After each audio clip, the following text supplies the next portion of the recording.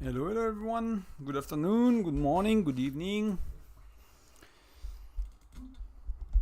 It's time to stream a bit. Time to work on the Discord more than anything else, but you know.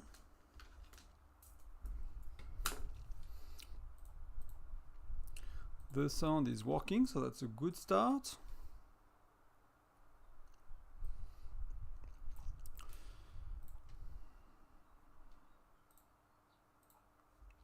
How are you if you're on?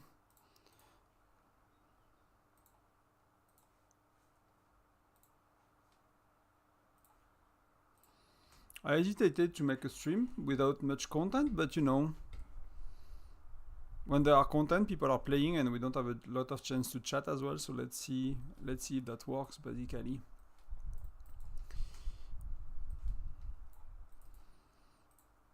I'll edit for you guys and everything.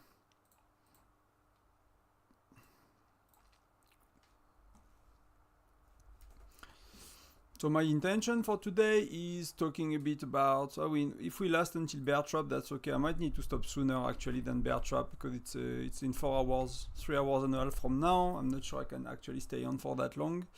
Kind of the plan changed a bit for the evening for me. But we do some Discord updates, kept some things to do in game as well. But you know, it's time for us to chat. If you have any question about the guides, about anything about the game, contents and stuff, that's a perfect time. We just have time to spend together. Basically, there is not much to do.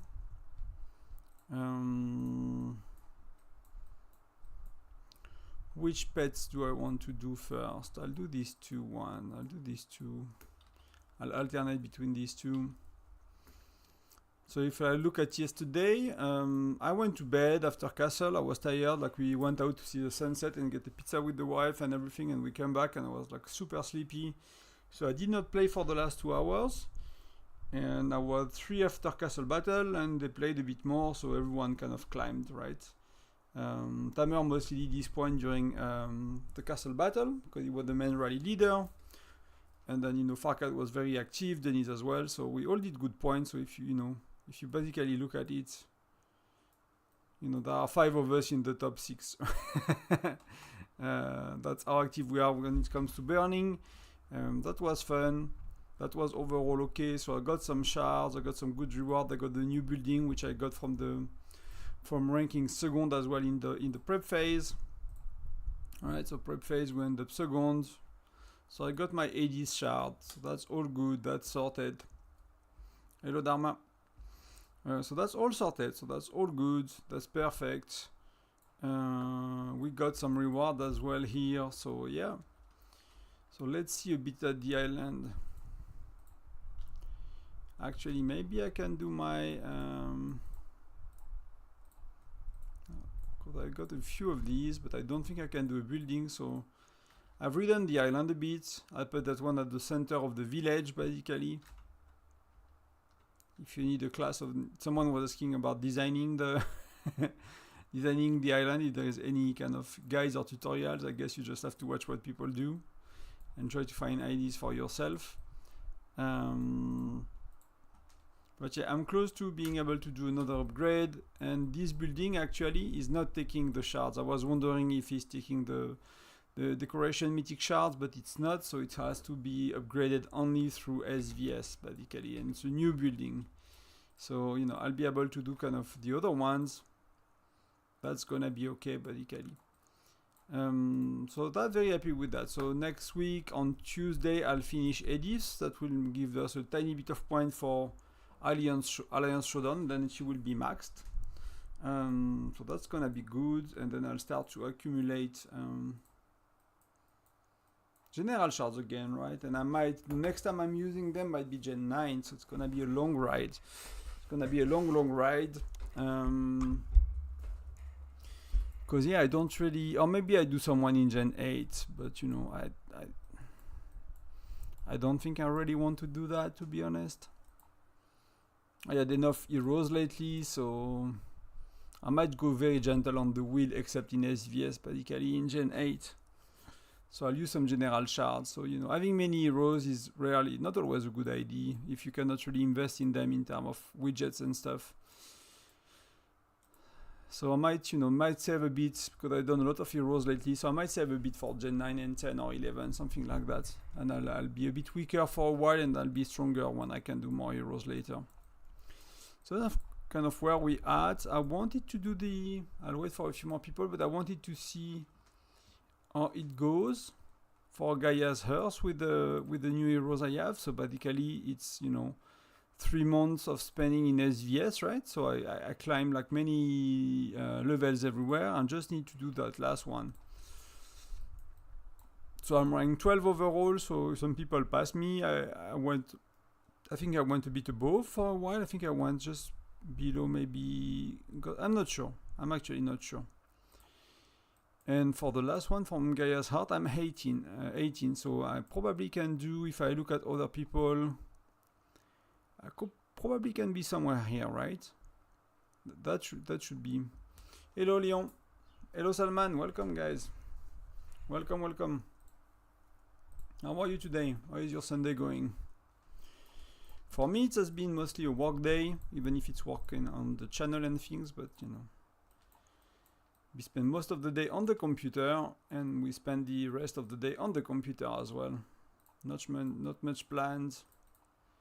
Wife is working, so I took that opportunity to progress toward the Discord channel basically.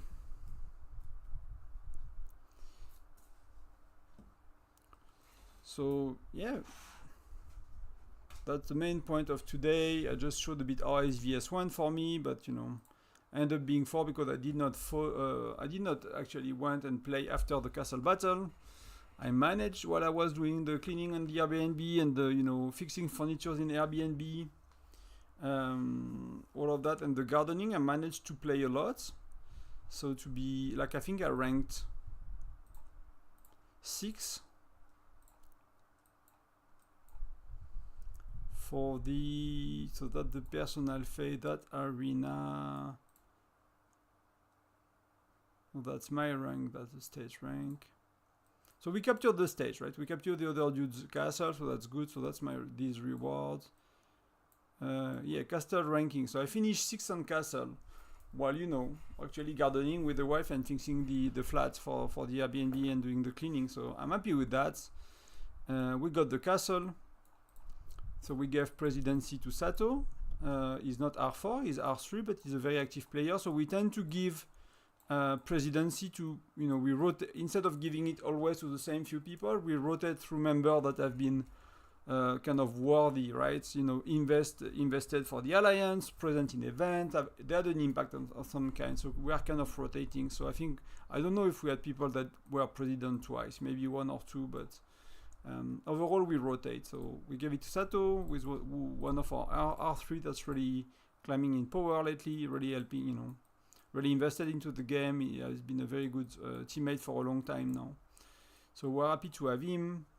We gave our 2nd star to Kar, to the other alliance. So we have 6 ourselves, and we managed to give a 2nd one to Kar. So we are a state with 8 SVS stars. I don't think many states of, you know, of our age have that many. That's pretty good, to be honest.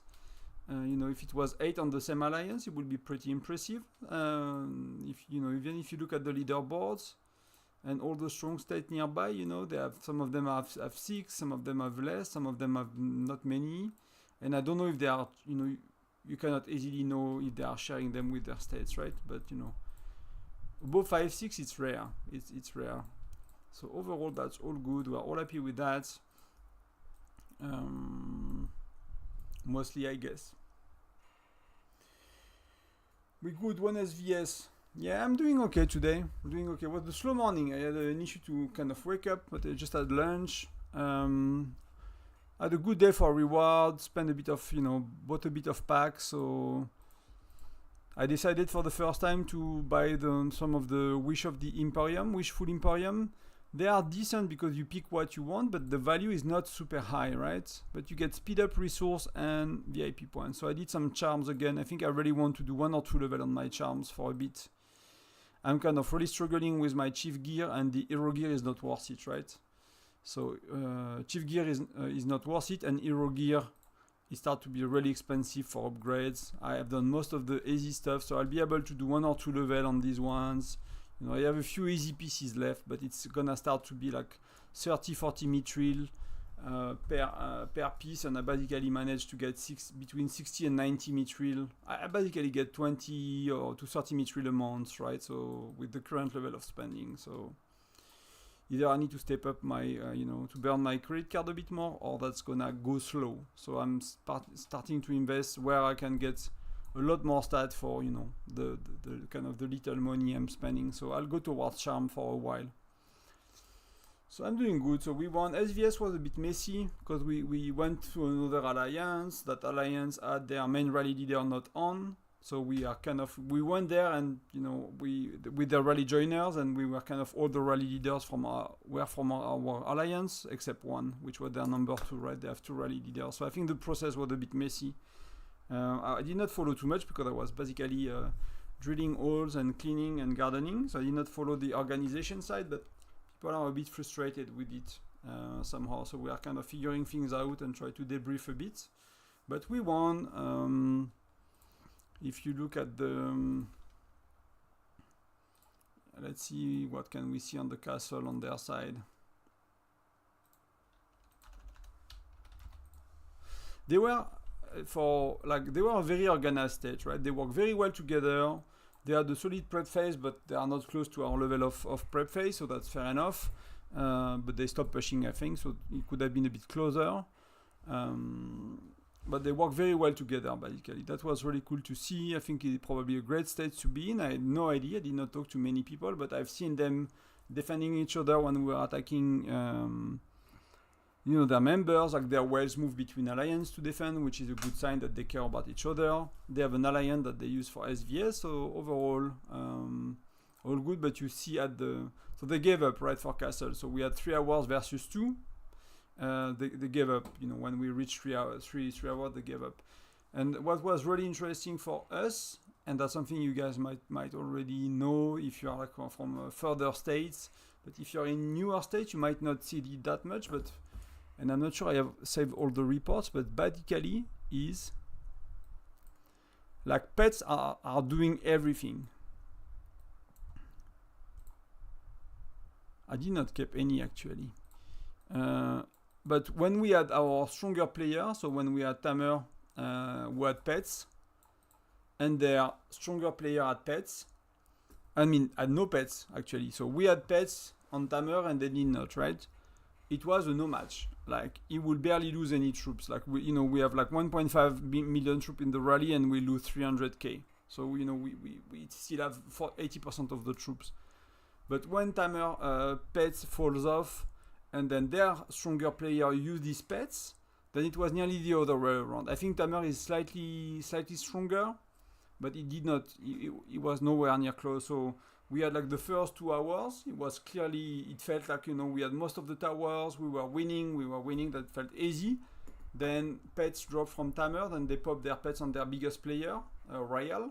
And Royal actually held the middle quite easily. So we had to triple, quadruple, and do 5 rally together as well to try to kick them out. We managed it quite regularly. So we end up accumulating, and then, you know, pets were off on both sides, and I think we had a tiny bit of an edge because we have more, like, you know, we have more strong rally leaders basically. So it's easier like if we do 5 rally and they do 5, our 5 rally are a bit stronger basically. But that was really interesting to see. Like I'll try to find 1 or 2 reports for you guys, but that was insane. That was really insane.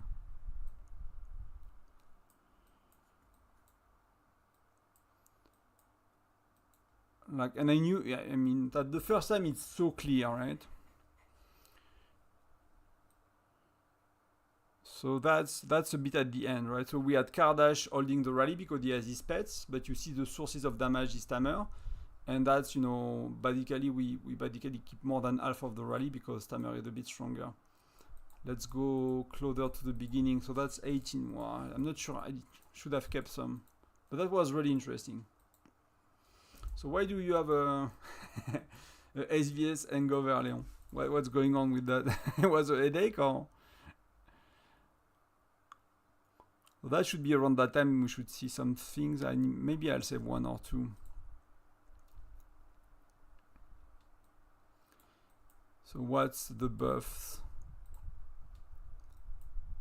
Yeah, he had pets on still. Okay. So let's save that one. And let's save against Royal. Rally Defender defeat. So we get defeated because it was like a, I don't know how many rallies it was, but it was one of, you have what? In the same sec, you have Ember, Anarchy. I think that's a weaker rally. I don't think that's a, yeah, that does not matter. That's a solo march. And, they have, so they had 4 rallies, right? If you look at the timing, they had 4 rallies. 1, 2, 3, 4. And we got finished by this one. So that's one kind of our stronger player versus their stronger player. And actually, it's interesting. Like we use 40 for defense, but Tamer's Lancers are actually not that strong. Like he has a good margin. They are not level 100. These one are on C79, so on the other side they are quite stronger. But you can see the difference because of the pets, right? He had no pets. He had pets, and that's the difference of stats. So that's totally insane because they are very close to each other otherwise. So if we go back to so that started, let's see about the timing. So I don't need to scroll a lot, I think. Here the pets will start to have to run out on Raya, right? Yeah, the pets run out, so we had Denise. We had someone else with pets taking care of it, of rallying, and does he have pets? He has pets. And you see, with pets on, I mean, Tamer still have some stats a bit better, right? But it's not as clear of a no match, right? And Denise has pets on, right? So, Tamer shares stats, plus there are pets of Denise on top of it, I think. Or does it not? Yeah, I'm not sure. I don't think so, actually. I think it's just Tamer stat, basically, without pets. It's override Denise and his pets in that case. So that's, that's basically why we won. Because even if they are, like, with pets, he's stronger, but not as much as Tamer was. So it was easier for us to accumulate, when we had pets and when nobody had pets, basically. That's what I've seen from very far because I was actually not paying much attention to it. So maybe I'm actually misunderstanding something. So that's SVS. So I rank 2 for prep, rank 4 for battle, rank 6 for castle events. So that's a lot of good rewards. There are a few of you, so we'll test a bit our power, and then I'll work on the Discord, and happy for us to have a chat, happy for us to talk about the guides I'm writing or anything really. It's just time together. So I set up my march. And so what I've done is I spent 3 months on everything, right? And last day is you can unleash full power. So my charm upgrade, my chief gear upgrade, my pets upgrade, my how is it called? My Bradley level 5 star. So all of that is taken into account. Where are you, Dharma? Are you like Furnace 30? Are you Fire Crystal Age? Are you, where are you in the game? I mean, if you have pet, you are Fire Crystal Age, right? Very likely, but just for context. So far it's quite easy. Yeah, it's very, they do nothing, right? So far it's quite easy. So we shall do quite a few levels, and the power is actually quite close. Even my second march, I nearly destroy one of them, so that's gonna be that's a really big increase in power. So I'll do a lot more, and I'll see what the ranking is.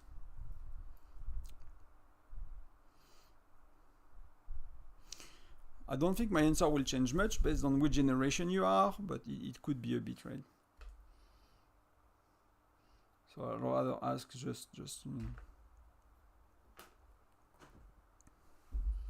and maybe if you spend as well. But you said free to play, so you don't. So that's actually a good indication. So far all of these are very easy levels. Yeah, it's perfect. Like, I'm still smashing a full march, and I have a lot of lancer, a lot of infantry left. So, and that was the boss. So we'll start to catch up. I probably pass patron then.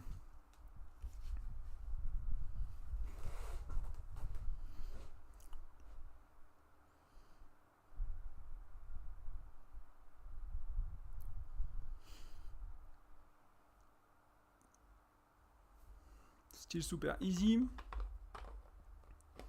So I'll just start to answer and let me know, where are you in the game in terms of generation and stuff. It depends a bit on your focus, right? But you have basically two types of pets. You have pets that help you, get more training speed. I forgot actually training speed, but construction speed, food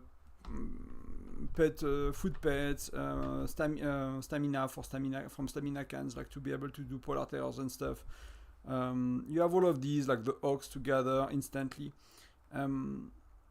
I will suggest to level these to a comfortable level, if not maxing some of them, like the hyena, the first one, to reduce your construction speed, or to increase actually your construction speed in that case.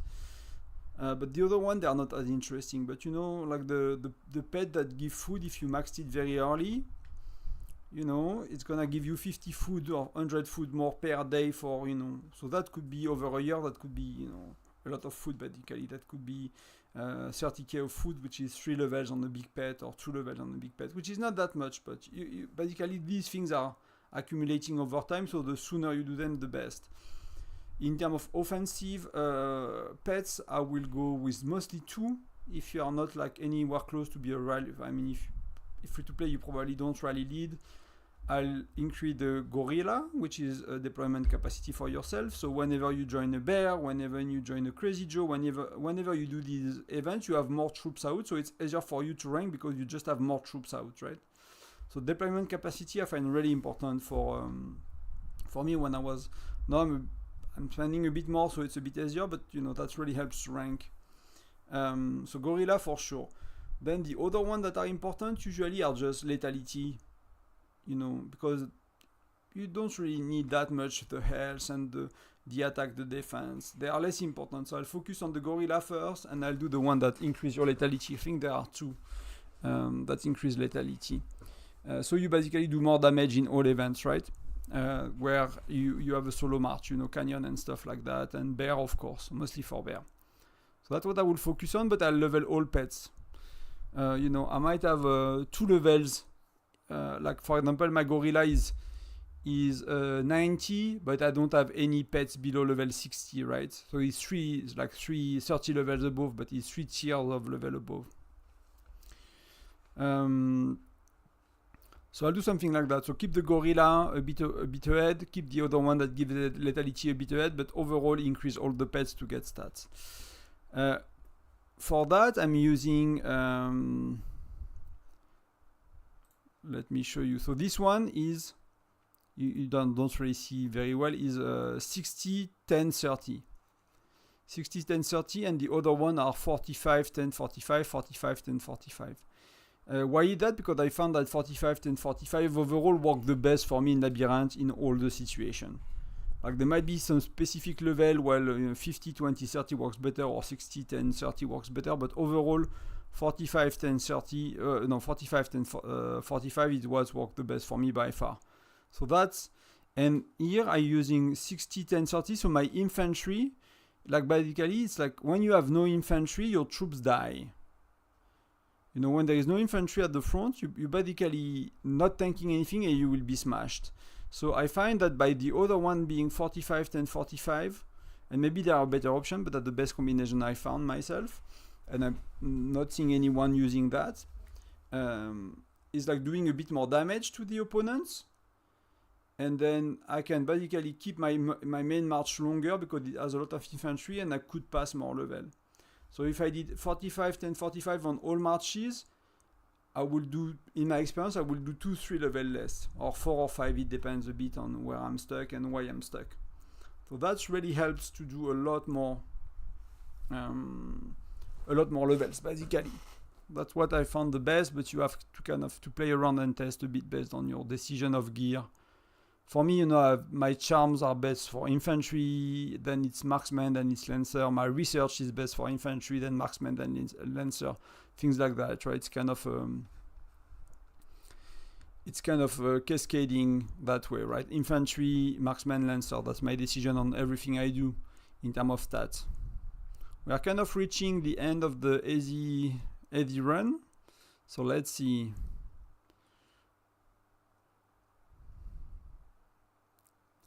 That's not too bad. It depends a bit on... Oh, okay. That should be okay. That still should be okay. That march is decent, but it's really weaker than... That's my formation.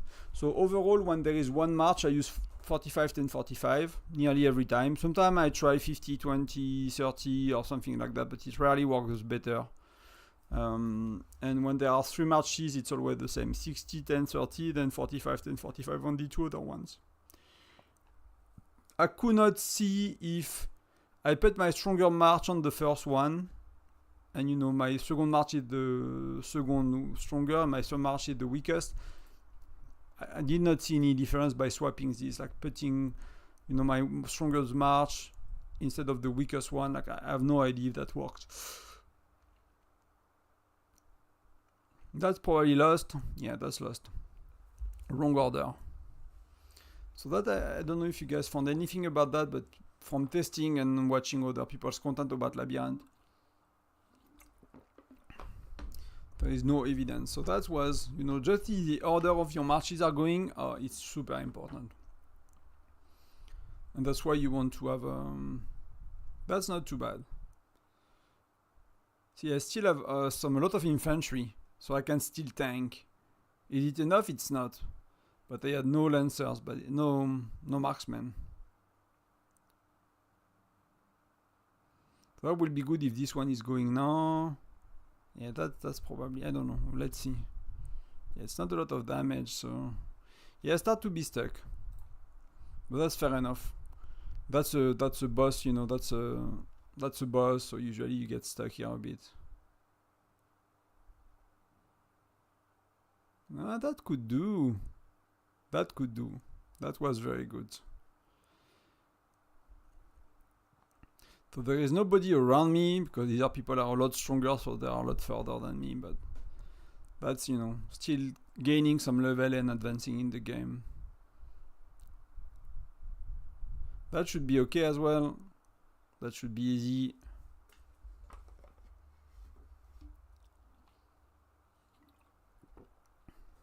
Yeah, it works better for you as well. That's good. For me, that's the best I found. I've seen some people like doing very detailed. I forgot where it was. It was a Discord or something. Like they use a tiny variation, you know, like instead of 50, 20, 30, they will use 47, 22, and whatever is left, and 31. And like for me, like these tweaks are so small that I don't see difference when I try, and I don't record the performance of all my marches in an Excel sheet. And maybe if I would record everything in an Excel sheet, maybe I will find that 52, 18, 30 is working best, you know. But from my test, it never made a difference when I try to tweak with these numbers. When I kind of, you know, saw someone saying, "Oh, that's better, and you should try it," and that never worked. So I tried quite a few, you know, alternatives, let's say. That's not gonna fly. That's my weakest march. So that's it for today. So we did climb quite a bit. Let's see about ranking. I have not enough to buy anything, but so here we are 11 instead of 13, instead of 12. I've basically just passed Warrior. He's actually very strong. And in Gaia's Heart, we are 11 as well. So we passed quite a few people because we were 18. So that's actually quite good. So that's a bit more rewards every week. So that's, you know, that's important. That's, you know, free rewards basically. Why not? And then that's it I had to do for now. So we will basically go on the Discord, guys. And again, it's time together, so ask your question, ask everything you want. I'll check my DMs later, because there are things I don't want here. So let me see if everything is ready.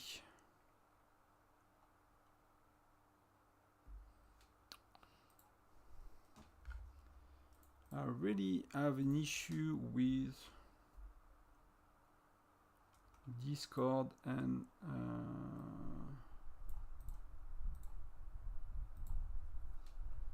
let's see if it's showing. Yes, okay. So I'll remove the other one. The other one is like not working at all, and let's move the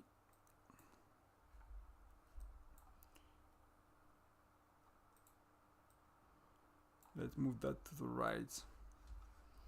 So basically what I've done today so far is looking at every guide I ever written on all the Discord of all the alliance I've been on and all the videos. So now I need to go through channel by channel to see you know, what is having proper information, what is outdated, what needs to have clarification. I don't Dharma.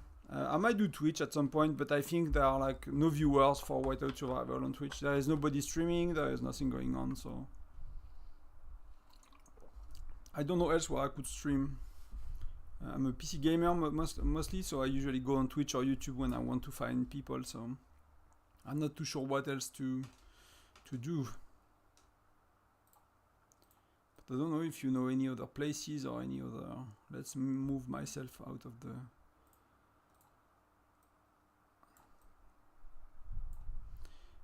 middle as well, so that's good.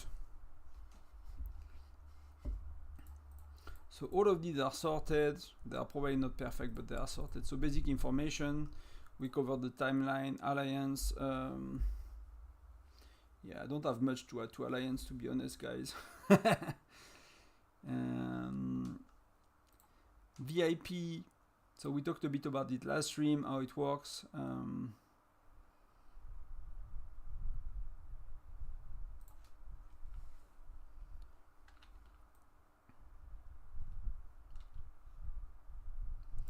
That's really important, so I want people to be able to see it. But managing their VIP level, so I want it to stand out. The shop, I've done the shop guide the other day. I've added I'll copy that, I'll paste it at the bottom. So I've added the video, and I'm adding as well the Alliance shop because of the transfer pass. I think that's really important. I've seen so many people stuck in places they don't want to be anymore because well stopped, because you recruit an alliance and they make a mess of your states, or you recruit a whale and they make a mess of your state. So that's something I need to do a lot of work on, the heroes and the hero gear and the widgets. There is a lot of work that needs to go in there.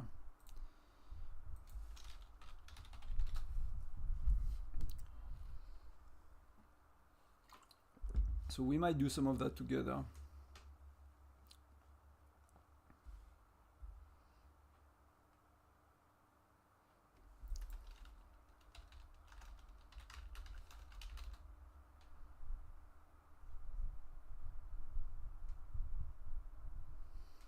I'm just trying to find an icon for it,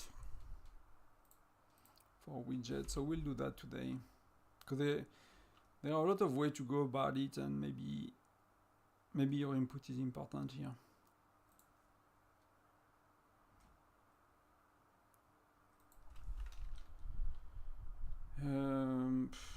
I don't find a good one though. Rifle maybe.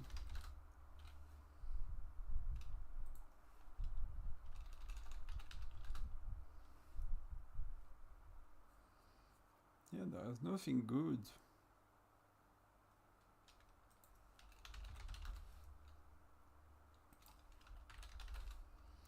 Let's do that.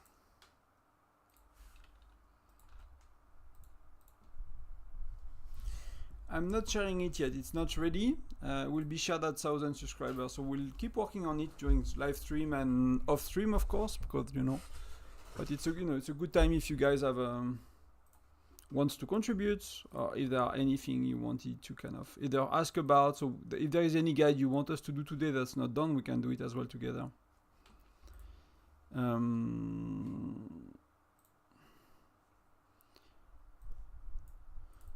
how do I do that? Because I want to keep the chat. So let's do it that way. So I'll keep the chat. Okay, so you don't see if I do that. Fair enough.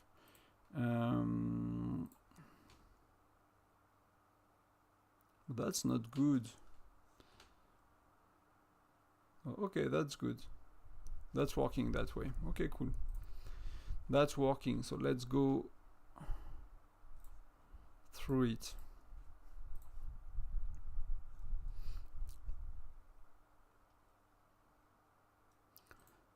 So I still have the chat to talk to you guys as well.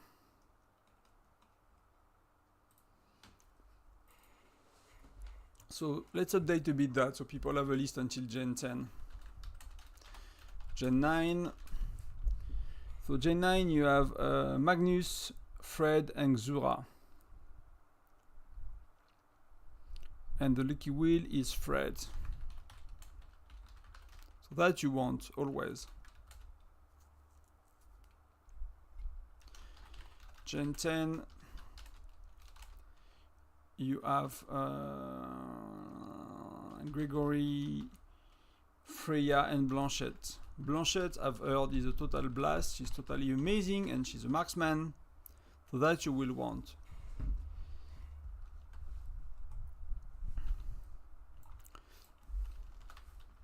Let's do up to Gen 12. That's what we have in the game. So.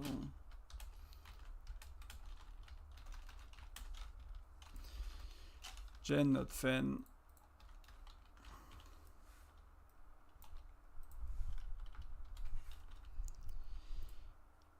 So the lucky wheel is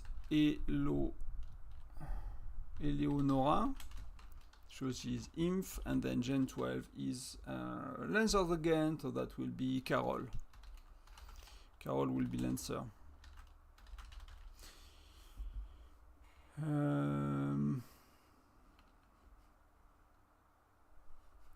So how do you go about recruiting, basically, Leon?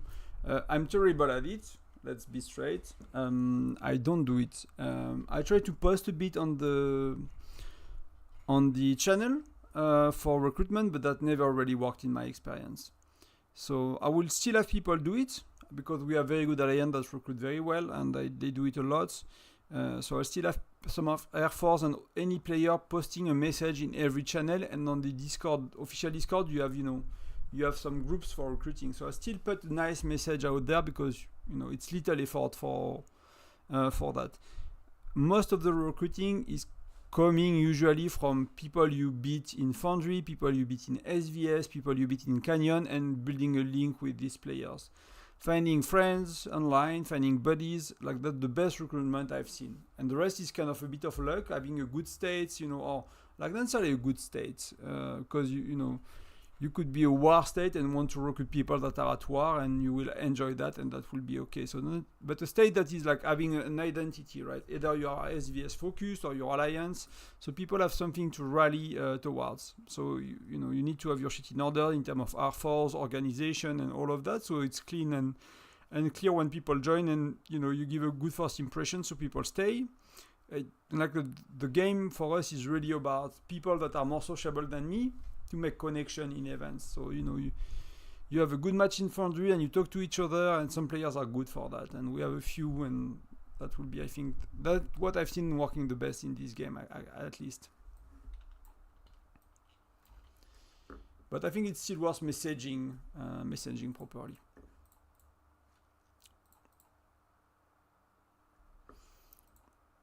So what do you do already for recruiting? Like, what are your kind of best practice, and what do you find useful?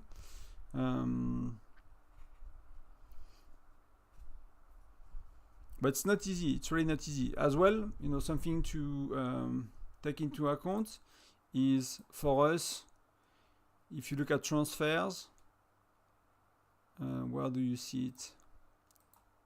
We are one of the older state, right? So basically what it means is like most people will want to go to a newer state to be more powerful compared to everybody else, right? So when you are one of the older states, it's really harder to get people to move. So that's when we try to get groups. So when we are one of the older states, we try to get the groups we wanted. And when we are kind of the newer states, it's a lot easier to recruit individual and smaller groups. So I don't know if we'll succeed, but that could be a good opportunity to make groups come to you, basically.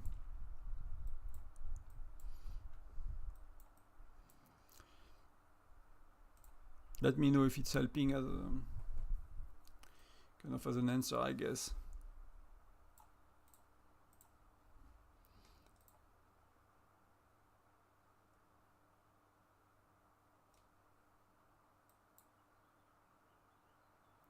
Just checking if the way I set up my screens are okay for you guys. That seems to be okay.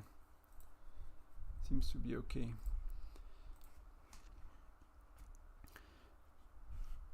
So usually my recommendation for heroes is really depends on you don't want to invest in lancers usually unless they are really good, and you know, but if you are free to play or spender, you probably don't want. So here is marksman, so you can go for infantry if you want. That could be an option. And infantry Gen 10 would be Gregory.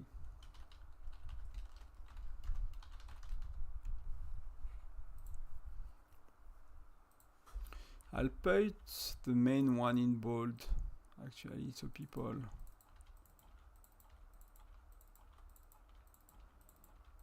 understand that these are the ones that are actually important. And here you could go for marksman, or you could go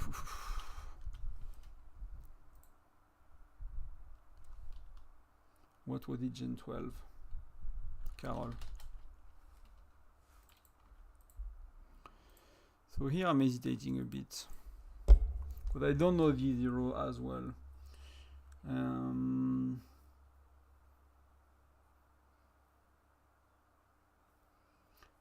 If any of you have an idea about Gen 11 and 12, if you know if some are good, I'm very interested in that. This one, Legat, she has. So I might actually go for.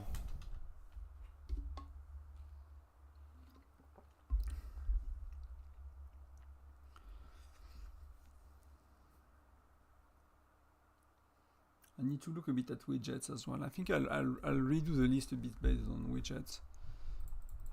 So I'll definitely suggest Alonso over Greg here.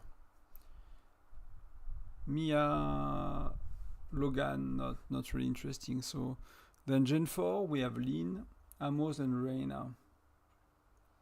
Reina is actually really, really good hero potentially.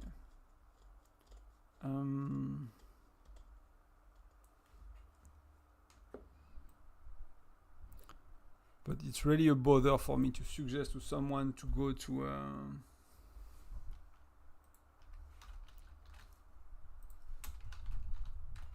I'll put it that way. Because Reina, she has an amazing widget, she's very good in arena, she's a very good rally joiner. She has a lot of upside, she really has a lot of upside, she has a good widget as well. Gwen is really amazing. She has a very good widget as well, so that will be great for Bear. Gen 6. Rene has a good widget as well for Bear and stuff, so that's actually a good one. Hi, Dewizzy. My brain is bugging. I don't have the Discord link yet, it's not open. It's open at 1,000 subscribers, I'm working on it. And you know, I would like you guys as well to, you know, if you have any inputs, that these streams are for that as well. Any guys you want to make together, any things you want to know, we can either review what I wrote, so it's, you know, a bit of time to chat and look at the guides and and everything, but it will open at 1,000 subs. So if you want to help me with that, you are very welcome. It's, you know, it's a free sub. I'm not speaking about like the paid stuff. I don't even have that, so just have to subscribe to the channel basically. So I think Gen 6, I'll leave it at that. Gen 7, Bradley is amazing. Ellis is really, really good.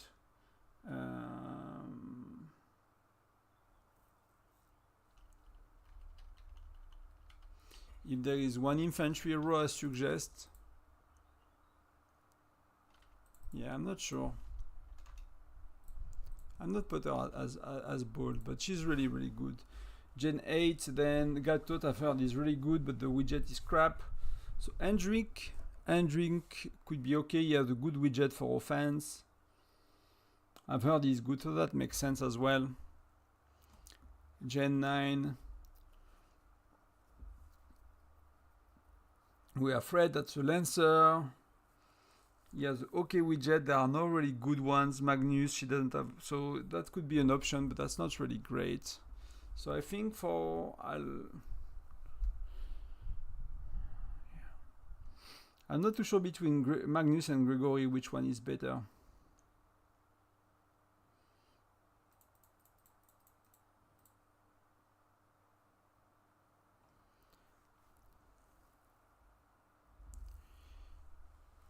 Hey Kayo.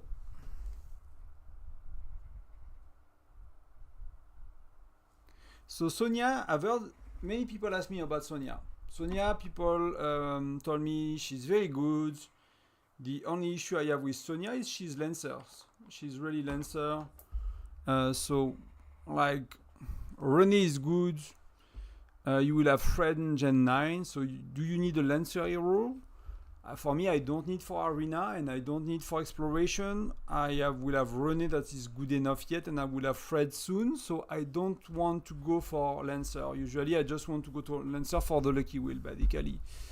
But that's my way of thinking. So I would not consider Lancer unless Lancer is proven to be amazing, and like unless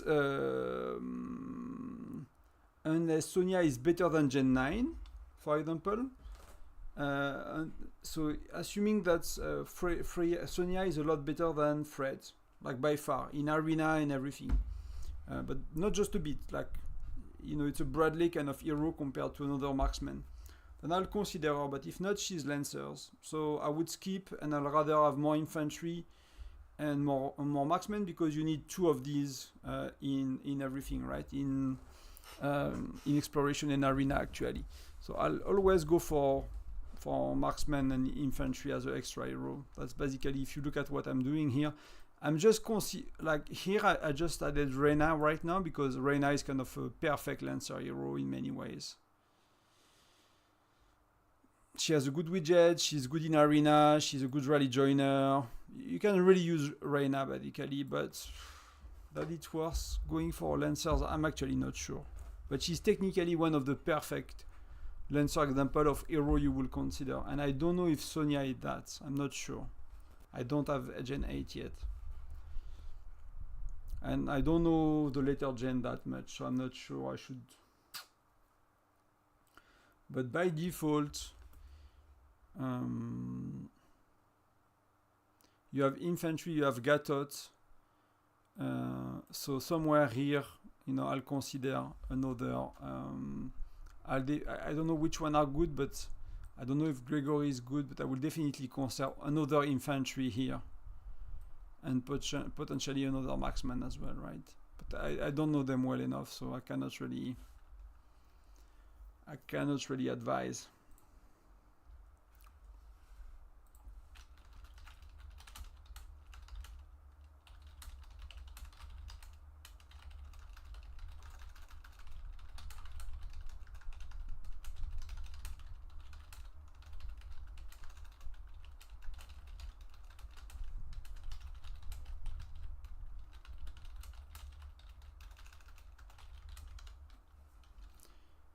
Spinning the wheel 70 times per event.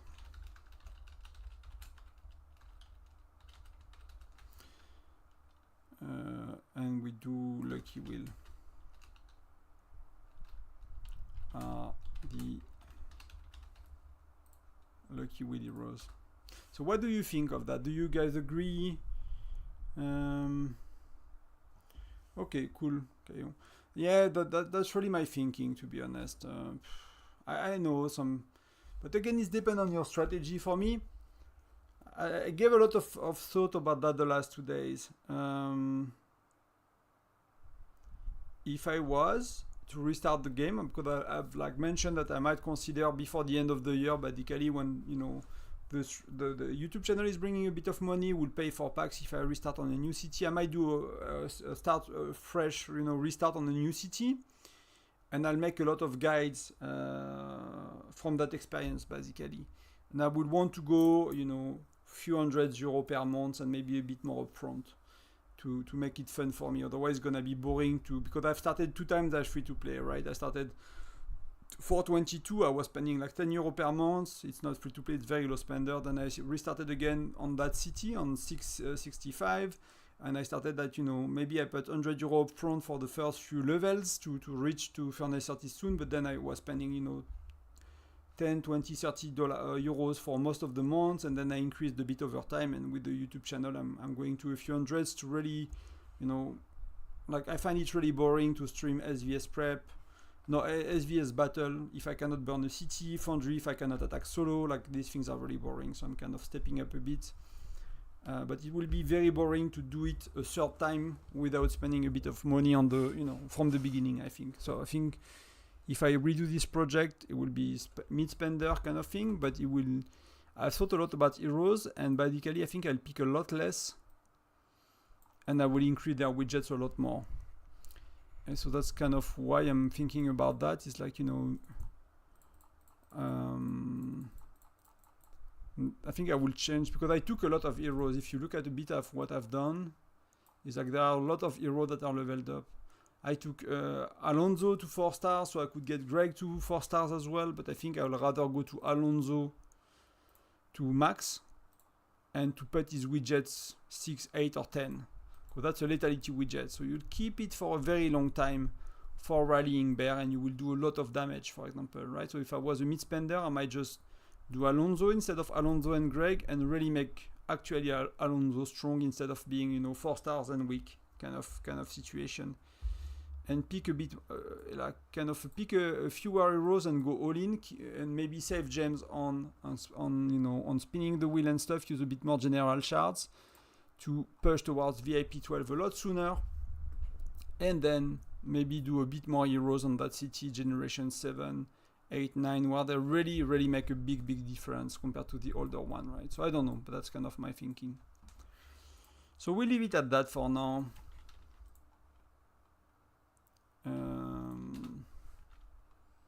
That's good enough for the list of heroes. I'll maybe just suggest, I really need 1 or 2 good, 1 infantry that is really good and 1 marksman that's really good. Here I will actually suggest Alonso, if you can. I will actually add Alonso for free to play. For very low spenders, I think you really can really use Alonso. Hello, Christophe. Welcome. So that's kind of what I would suggest people so far. I need to research a bit more after that. But there are not much content after that. You find a lot of content for up to Gen 7 or 8 of people that are already in Gen 12, right? There are very little content, so the sources of information is limited here. But if you guys know, I'm taking your input, no prob.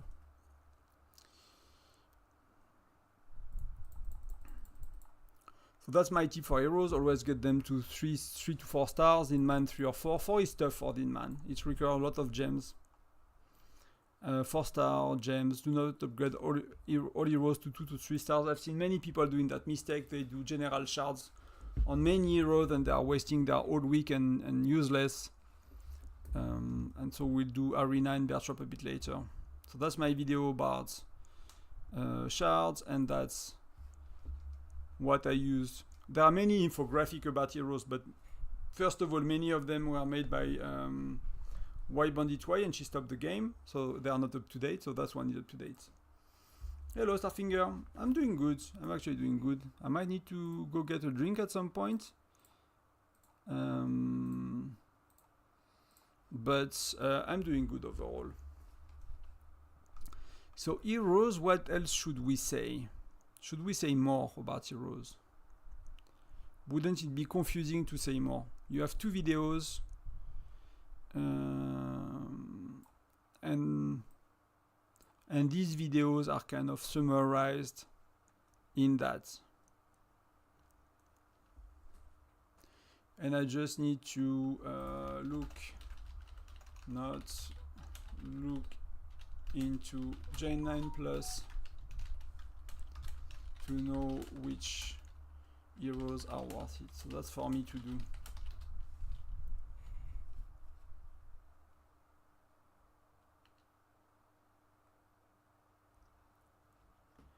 Hey Christophe, so you are free to play, you want to play defensively. So when you mean defensively, is in which context, which events? Like, do you want to be someone that is holding, are you strong enough to hold the turret in Sunfire Castle? Probably not as a free to play, so it means for Canyon, for Foundry, for example, or Canyon, like you want to be someone that's kind of holding buildings in such event. Let me know a bit more context. But if you look at heroes, can you see that? Just let me check on stream if you see that.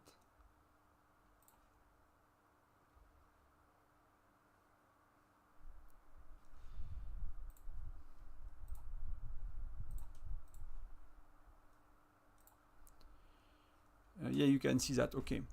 So if you're a defensive hero, right? So let's say you are Gen 3.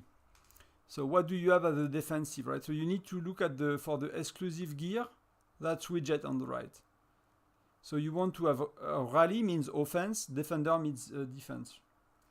So if you have Flint, is a defender, right? So you likely have Flint. Then what else do you have as a defender if you have some level on their widget? You probably have Molly. So technically you have a defender that is Molly that you will max, have close to maxed out quite easily. That's a defender. Then you have Flint, probably you have them, right? Or, So in Gen 3, the only defender you have is Logan, not Logab. That's infantry. So that Gen 3 is not really good for defense, right? Because these are for offense. Greg is else, but for offense. When you start a rally, so for you there is no point in a Greg, for example. So then the good ones are Lean, because it's lethality, right? For defense, it's really good still to have lethality, and health as well. So Hamos is a decent choice, because you will have Hector with the wheel, but Hector is a defender for attack, so that's a lot worse than health. Health is basically health and lethality is a lot better usually, right? If but that's again that the widget. So you will need to put widgets to level 4, 6, you need to push a bit and to pick very specific widgets to be able to do that as a free-to-play. Maybe you do level 4, it's already enough, but it's gonna be, you're gonna give what? Level 4, you're gonna give 7.5%, right? Level 6, you're gonna give 10%. It's not gonna be 15, right? 15 is level 10 widget, and you start to give 5, and then it's 2.5 per level of widget. But widgets have 2 skills, so it's actually 2.5 every 2 level of widget. So Amos could be a decent choice. Then you have Nora, that could be a decent choice, because Nora will replace Mia, which is an attack hero, right? And she will replace Molly in your case, most likely. So Nora could be a good choice because Renee is offense, right? So, if you look at that and you start to see, and I think that's what you have been doing, right? So Lin is good, Amos is good. People are saying that Amos is bad, but in that context, it could be good. For me, I replaced Amos 5-star because I accumulated shard. I replaced Flynn 4 stars, so not 4.1, 4.2, 2 stars and widgets level 2. By Amos 5-star widgets level 4, right? So that was a really big jump. And you need again 2 infantry hero for arena exploration, so it's not bad. And you know, you could wait. Some people are waiting for wooming, but you know, it's 6 months later you get wooming, so you know, you might want to have Amos. So yeah, I don't know if it helps, but I'll look at this one. You will find it on the official Discord. I'll have it. You can take a screenshot as well. I'll have it on my Discord. I actually need to post who made this one to give them credit.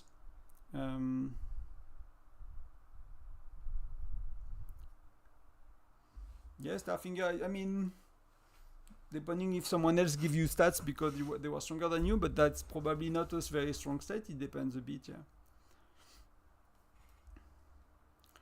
But that's how we'll think about it. And then if you go further than that, you know, Edis is amazing, and it's a health widget for defense.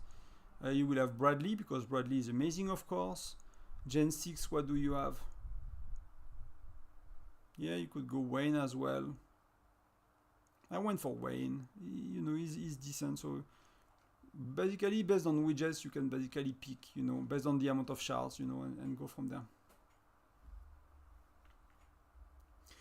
You can get widget to, yeah, it's gonna be tough. Widget level 4 on both of them is gonna be tough. You basically need to pour all your mystery badges, and you need to pour all your, if you are already free to play, you don't spend on Frosty Fortune, you have to pour everything from Frosty Fortune in widgets, and there might be 3 or 4 basically. For me, I've done that, and I spend a bit on Frosty Fortune, and if you look at widgets, Noroi level 3, Gwen is level 4, and Hector is level 4. I actually did not really think about my widgets. I kind of upgrade them no matter what, because... But I think that was one of my mistakes. I think I underestimated widgets quite a bit. I considered it's a thing from well, so I did not really pay attention to it. Well, I think, you know, while I might not be able to do a lot because I'm not spending money on them, I think they could serve me better.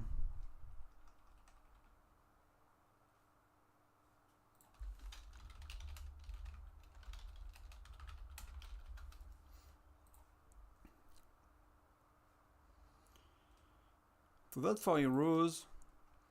So hero gear. Do I want to do hero gear now while we are talking to heroes? Hero gear, let's go hero gear.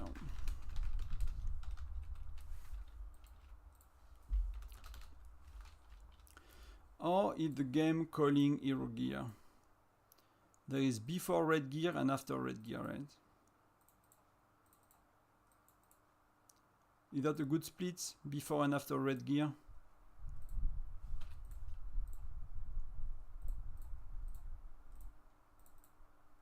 So that's good. I'm getting a few levels here.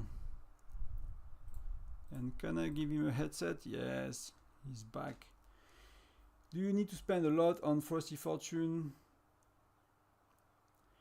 No, you don't. Not the way I do it. For me, so Frosty Fortune pops.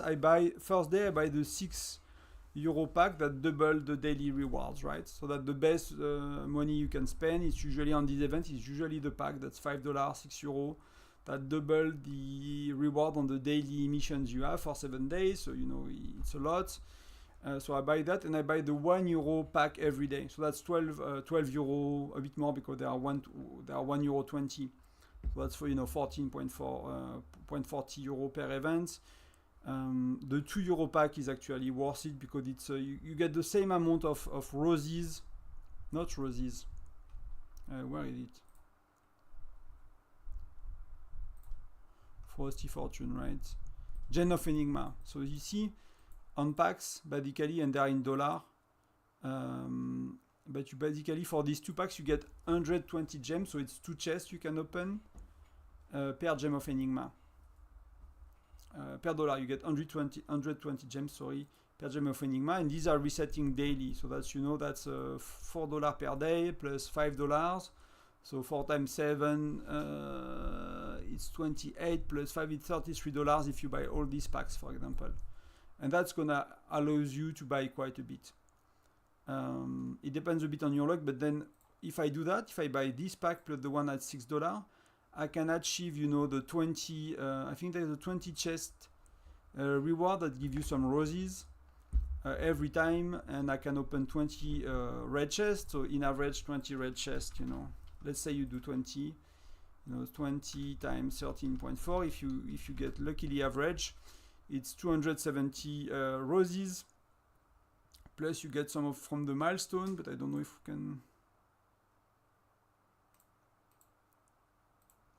can we see? Yeah, you get 30 from the milestone, right? So basically, it's more or less, if it's average and you achieve the 20 milestone, you have in average 300 roses, which is 30 widgets. So, you know, if you skip a bit on Fire Crystal to want to secure your widgets, because you might have only 2 Frosty Fortune, that could be good enough. That's why I spend on Frosty Fortune. That way it just secures me all the Fire Crystal plus some widgets every time. Plus with 200 illustration, and if I use a bit, you know, of the mystery shop, then I only buy the 50% discounted ones in the mystery shop. Then, you know, I can get a bit more, basically. That it help, let me know.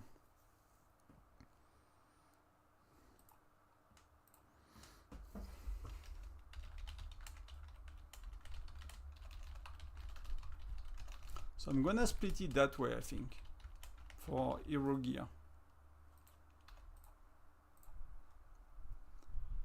And do they have something with gear? No, equipment. They don't have. Let me see on the other website.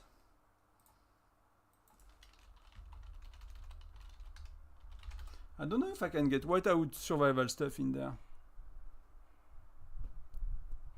It's rare, Starfinger. It's really rare. That's why you see me, like, if you paid attention, I refresh 100, 200, 300 gems. So 600 gems a day, right? It's 300 VIP points I don't use. But that's get me widgets. I would be VIP 12 if I would not do that every day.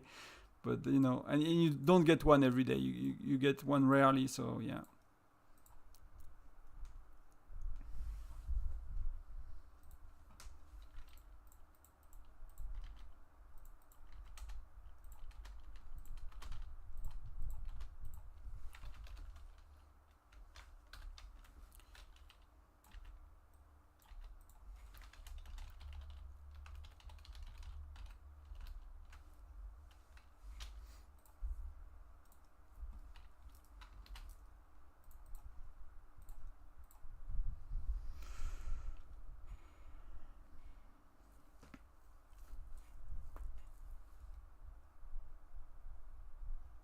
Yeah, you have the details basically, and in the video you have the details.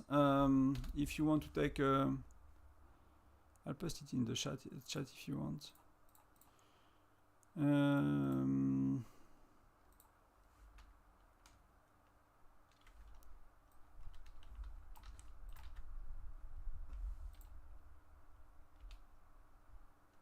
So that's something you need to keep in mind, right? And that's why you probably understand why you need to open only red chests, right?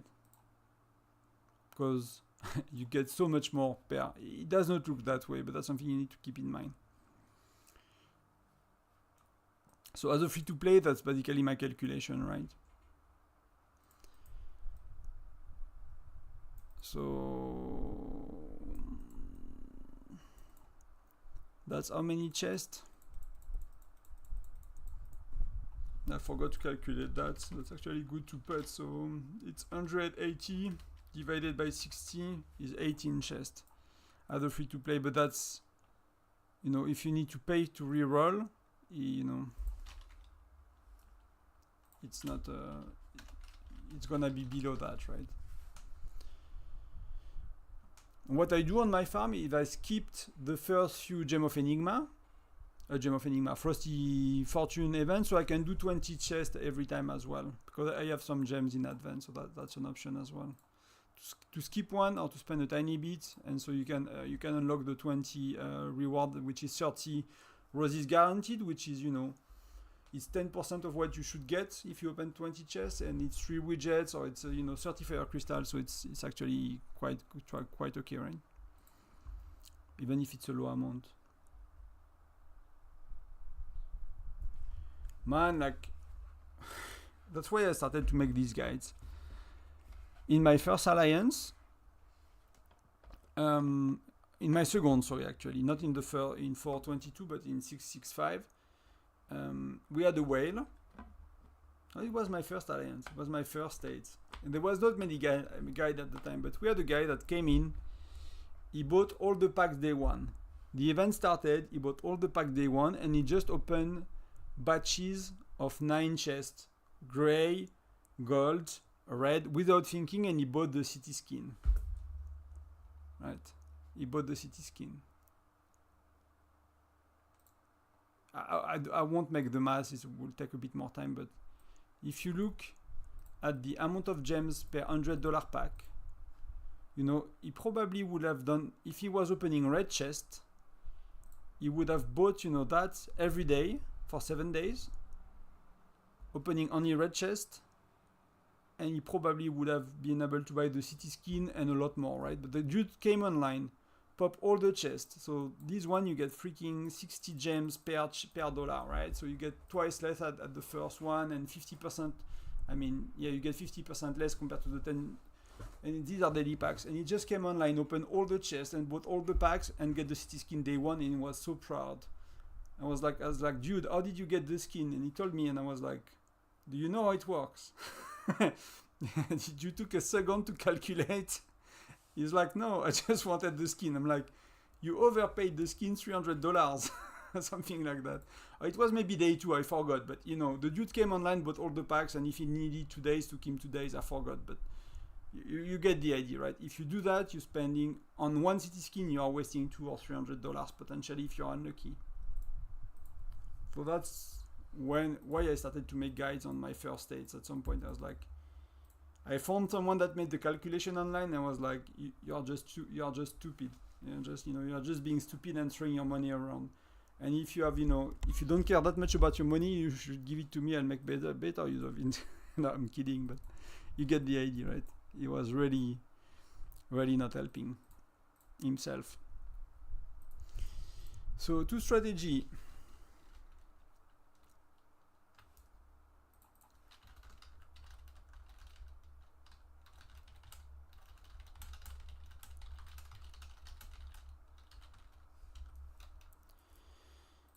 Soldier, do we have a... Yeah, they won't have, right? So let's do what could be a cool little thing to do.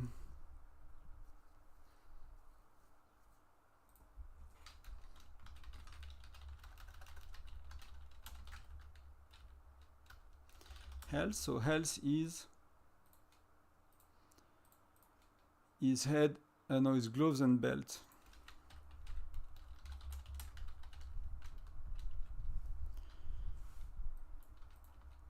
I'm trying to put some color on the Discord, so hopefully it's a bit easier to read. Lancers. No, actually you want marksman. And actually we will go back to numbers, because that's a priority list as well.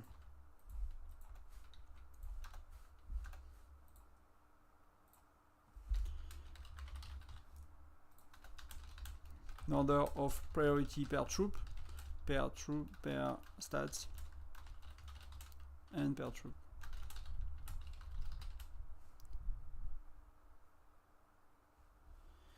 Yeah, I mean, there were a few guides, right? But they were like, you had a few things on Discord that was already kind of outdated on the official Discord. It was a bit messy. You had but you didn't have many sources of information.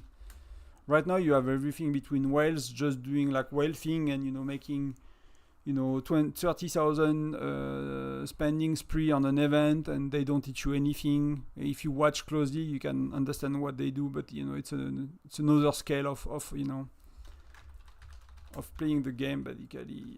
Heads. How do they call it? Goggles. So right now you have a lot of choices and a lot of good guys and stuff. What it boots or fits? Boots. And this one they call it Guardian Gauntlet. They call it gauntlets. It's even a plural, and that's belt because you have two hands, I guess. You have 2 eyes, 2 belt, 2 feet, 2 hands, and one. Okay, lethality.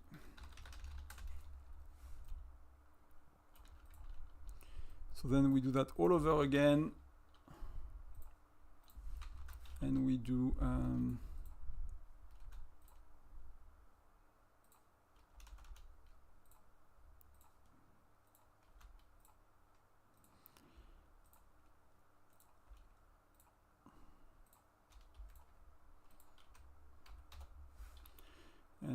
defense.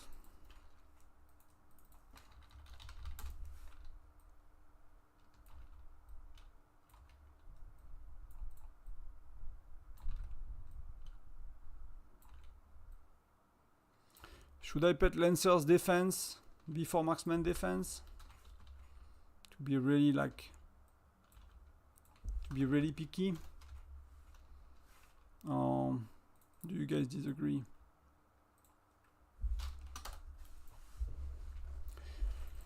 I mean attack, so you know it's attack, whatever. What am I saying?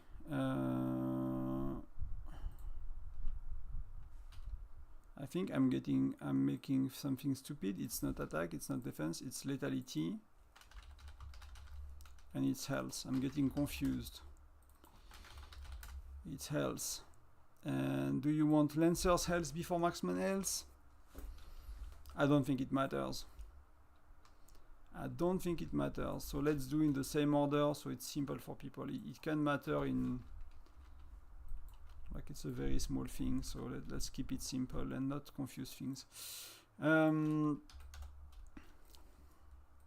Not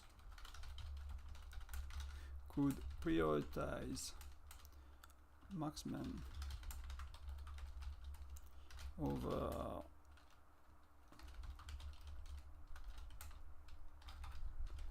if you care.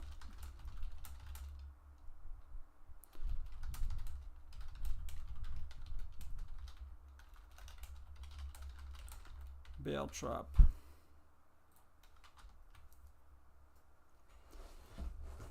That's why I started over as well, is because even if I played the game for 2 days, I usually watch guides on games I play. And I play PC game for 25 years. I've been watching YouTube guides about games for that long. I mean, whenever they started to make them, before, we search, we are searching on forums and shit, so YouTube is not 25 years old, I think. But always kind of, looking at how, how the meta is, how do you play the game and all of that. So I'm used to that. So when I started a mobile game, I was like, I'm gonna learn.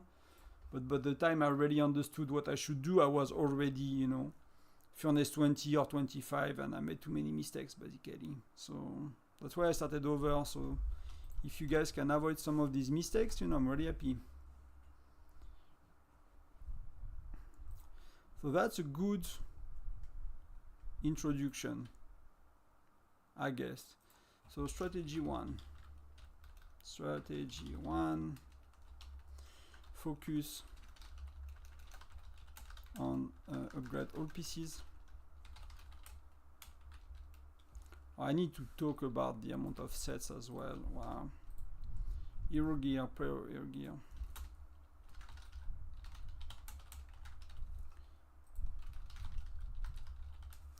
When you make a guide and you potentially talk to noobs,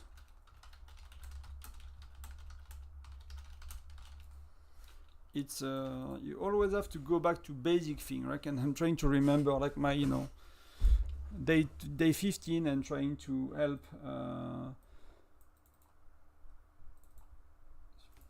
okay, super, to help newbies basically. So we have a good news. The worker is going to finish his thing tomorrow.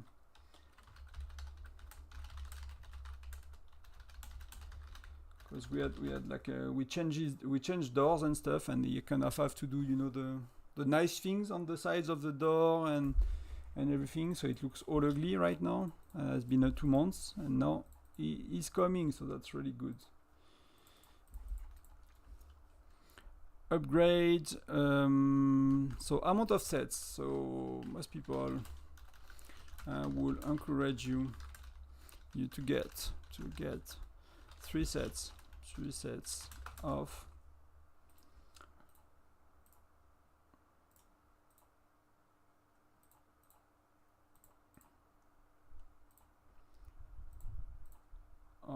mythic orange gear.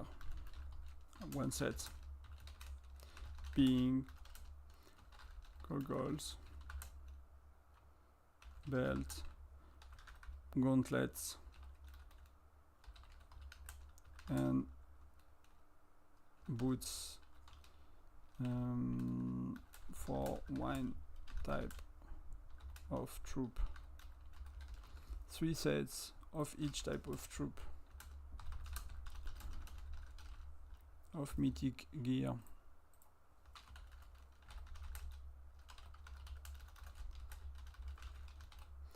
Infantry, mythic,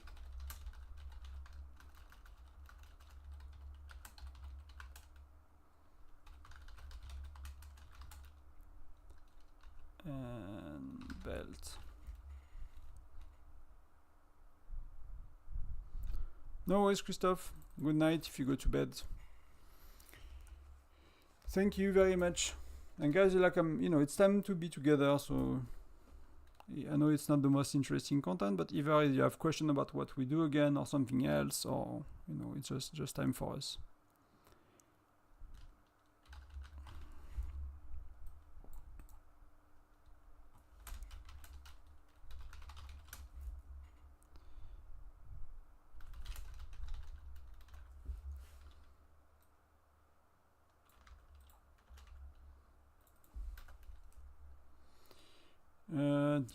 Did not copy everything? I did not.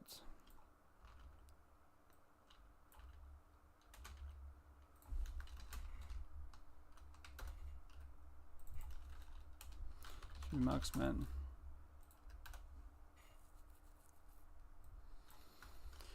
Let's do that like that. How to get mythic hero gear.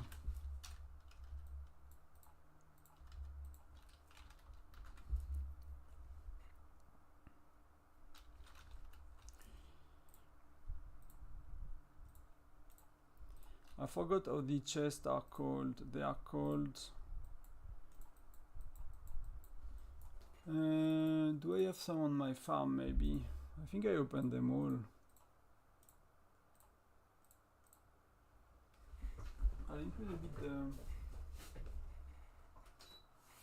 It's kind of hot today, so I hope the fan is not making too much noise. Lucky hero gear.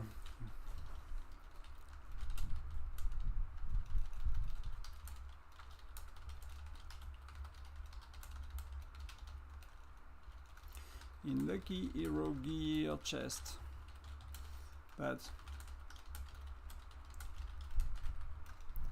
On bear trap.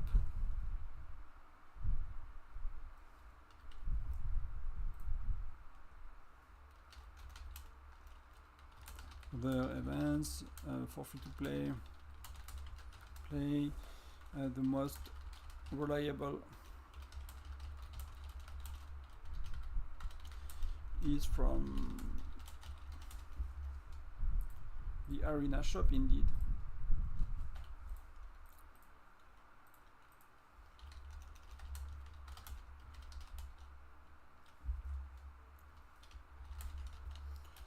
Southern, they called arena token. Tokens. Purple gear.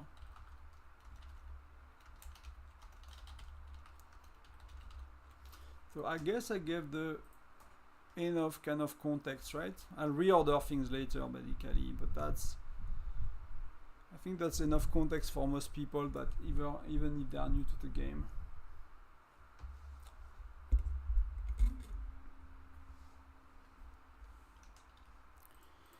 So then we have two strategies. So I need to try to explain them as quickly as possible. Upgrade all pieces of gear for set 1, set 2. Yeah, I'm not sure how to go about that. I think I'll do that like that.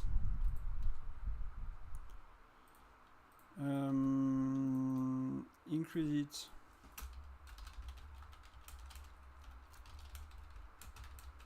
some stones on the stats priority from the first post, from the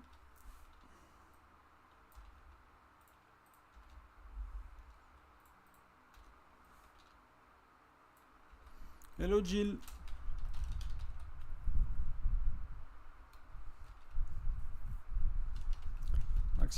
Maximum of 2 levels of essence stones.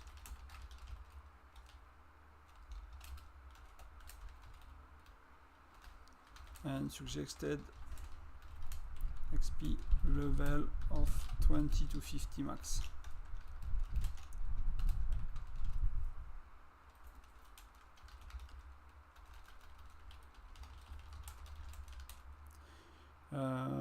Invest.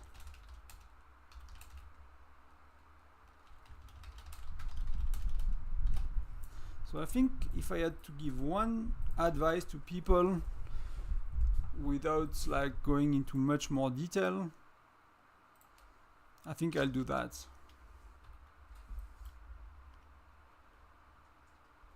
Yeah, I recovered them. Thank you. I mean, not all of them, of course, but like that, yeah. Teleporting on the computer, especially like make me stress sometimes. So I misclick and then you lose your teleport, and it's like so slow. So I don't even think he speed up his march. He was just close to me, and took me 10 seconds to teleport. So that's a bit of a shame, but that's okay. That's a reminder.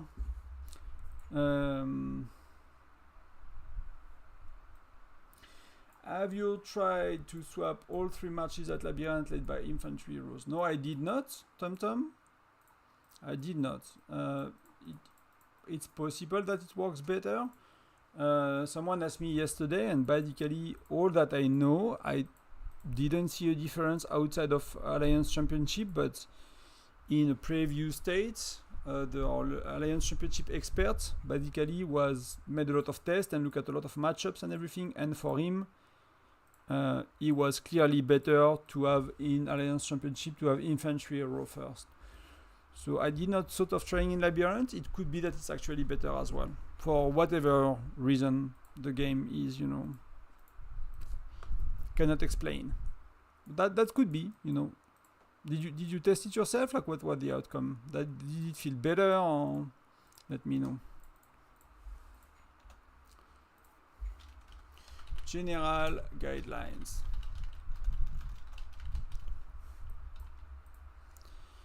Set 1.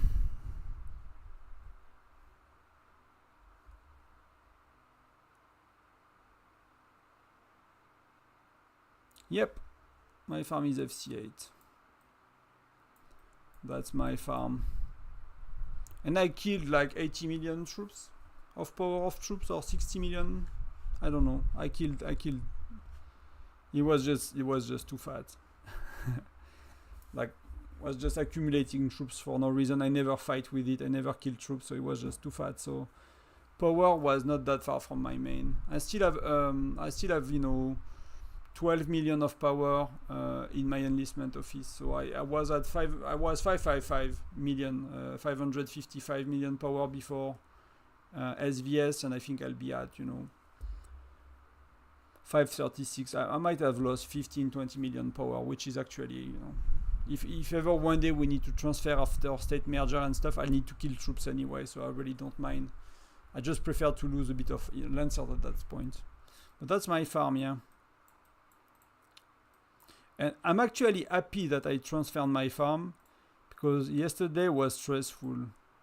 Like when I started to do the T11 thing, I had 11 billion food, I had 11 billion wood, I had 2 million of that, and I forgot how much of that, but that it feels like the coal and the meat, wow. Like I lost more than 7 billion of out of 11, plus I collected some on the way, right? I'm sending my March 2 or 3 times a day, plus I have the oaks, plus I had extra chest in between, so that's really scary, because I only have one type of T11 and I want to have 2 soon. So that's and I basically at some point, I still have some now, but at some point I basically popped everything, every sources of I had in my bags, right? That's even if I pop that, that's not giving me a lot. It's not really making up for how much I've lost at all. So yeah, I mean these may be right. So T11 is indeed insane, and that's another reason why you should not go toward them at the free-to-play. So for me, can you see it still?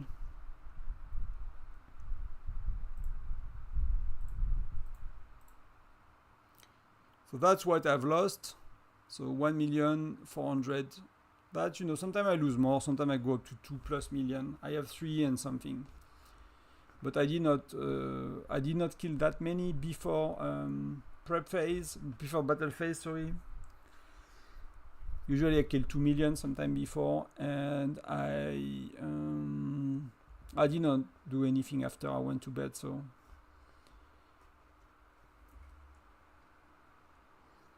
So that's, I'm losing 10% of that, so you can see, well, 50k here, 20k here, and the rest here.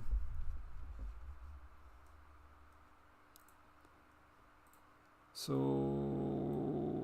we'll see. So I might need to trim my farm a bit more, even, so I can actually empty it once. I'll see, but I'll wait to see for merger. I'll unlock a second type of T11 maybe before a round, and if we consider moving after merger, I'll definitely trim my farm and empty my farm, which I did not do for many. Both unit, both. I think yesterday I lost 3 billion healing, maybe 2 billion, I forgot. Between 2 and 3 billion yesterday, and the rest was training. So training, because I train, I don't know if it's a lot, but I train it was close to 1.4 before I lost 70k, right? So yeah.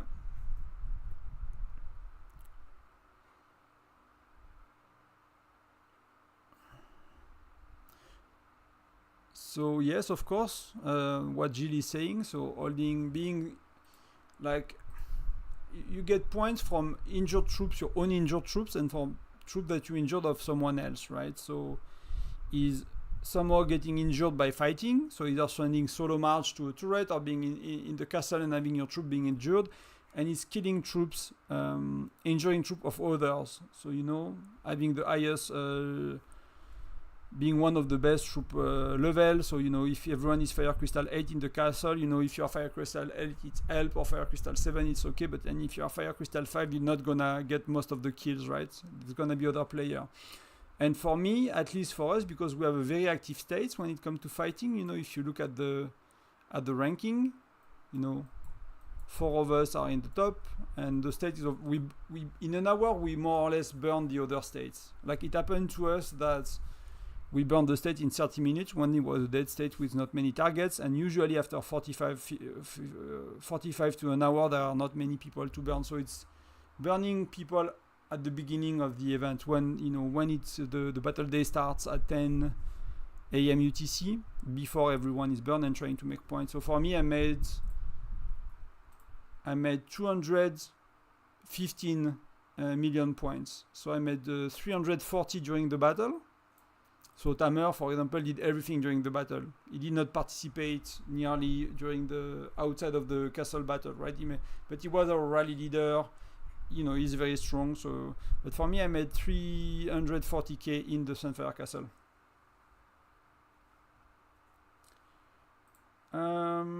A lot of both, right? Because I got 300 here plus 80k diamonds. Here, last day I got 800 diamonds, okay, but there I was first, so 25k twice. Here I got 12k. Here I got 16k. So you know that's 25 plus 80 plus 25 plus 12 plus 16. I don't know how to count that quick, but that's that. And I finished 4 on battle day, so that's another 12k. Plus I finished 6, but I don't know if it's giving gems. I've managed to finish 6.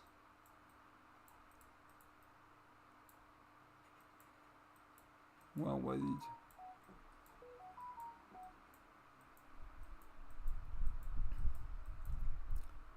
It's in there. On the castle battle event, right? Event, yeah. And that's giving 13k. So you know, like it's probably 150k, probably more. It's close to 200k gems, I guess.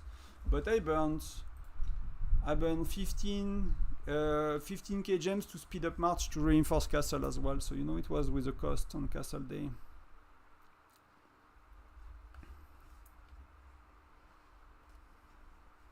So yeah, so be part of the turret, and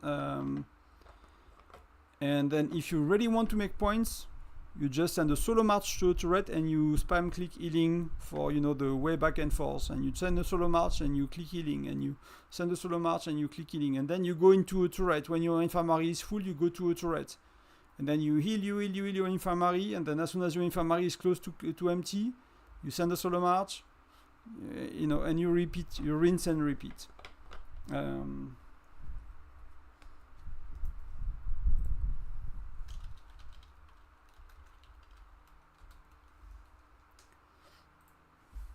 That it helps, Starfinger. Should I go for red gear first or max out all mythic gear first? Tonton? Low spender here. So that's kind of what I'm writing about right now.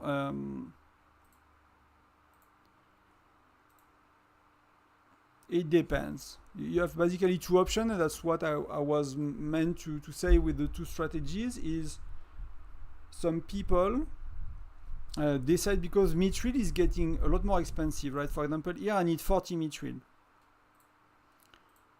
Here I need 30 mithril, and mithril is hard to get and is expensive, and you know, at the cheapest mithril is $3 per mithril, and often it's 4-5 euros, and most expensive is 6 euros per mithril. So you know that even if you get it half price on the seasonal event, you can only get 30 of them. You know, that's still freaking 90 euro worth of spending. And you will get some free, you know, a tiny bit, but not that much. So what people do is either they focus a bit more on health and lethality. So health here, lethality here, and lethality here, right? Or what they do is they increase everything to red gear, and they spend the first 10 mithril on it. So let's see where I can show you that. Because, you know, if you like that, it's gonna be basically 40 mithril per hero. So for 120 mithril, you will have everything to level 39. You will be able to bring everything to level 39 for 120 mithril, and that's a shit ton of stats. Compared to, you know, you will need to be essence stones 11 on everything, basically, and then they start to focus on health and lethality. So either you do a bit of health and lethality first, and then you catch up with the rest, or some people they still do health and lethality first, but then they don't go beyond 39 on health and lethality, right? They just put everything, but you see they might still do a bit more essence stones on health and lethality, on, you know, lethality on infantry, on marksman lancers, and health on infantry, right? So you have kind of these two options, but you know, red gear is a lot of stats, because if you look at it, you know, you have that, the 20% plus everything else. So it's worth going to some of the piece of red gear. You know, usually what I tell people is to follow what you've done. If you are like some people that totally skip lethality on infantry and that totally skip health on marksman and lancer, then you know, keep pushing for lethality and health. You know, keep pushing for health on infantry and lethality on lancers and marksmen. Keep what you're doing basically and catch up on the rest later. If you have been doing like me and increasing a bit everything, then keep doing that, and then you have to balance how do you use your mithril between on the rate of acquisition of your mithril and the money you spend. And if you spend no money on mithril, then maybe just, you know, put 10 mithril per piece one by one slowly, you know. I don't know if it helps, but I'll do something like that, and I'll keep that in mind when I decide for myself, basically.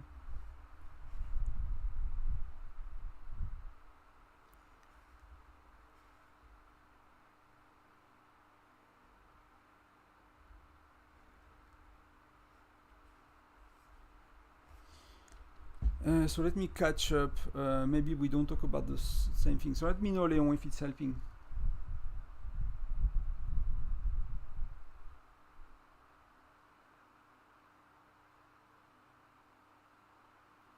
So there is the castle battle, of course, and you talk about the battle phase. So it's of course indeed two things that are different. So castle battle, it's definitely is what we talk about, right? Sending solo marches and stuff like that.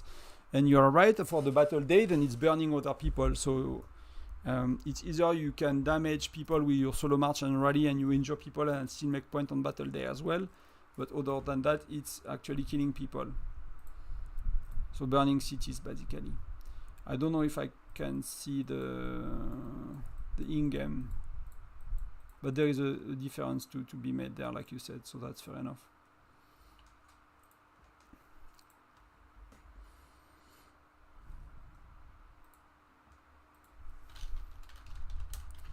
Some people decide to skip.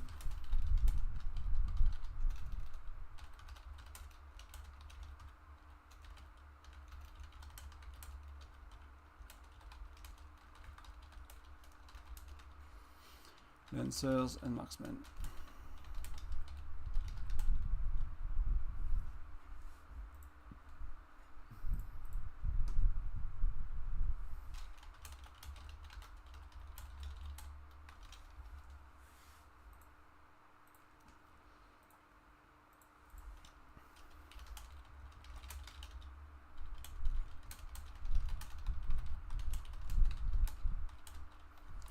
So that's the baseline.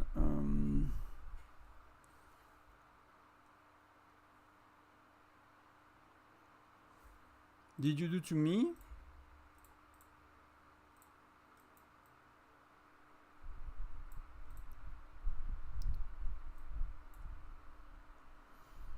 So now we know who you are, Starfinger.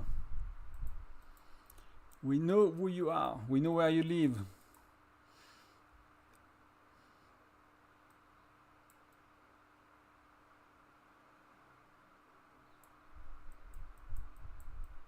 What do you want me to look at in these? Let me know if you have anything special about them.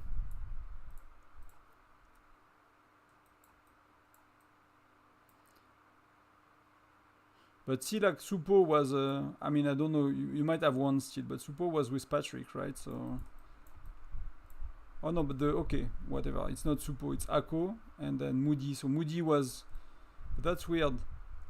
So that was not the stronger player at the garrison leader, and that he gave his stat, but he had a Patrick instead of his first March infantry row. So that did play a lot. That did play a lot in your favor.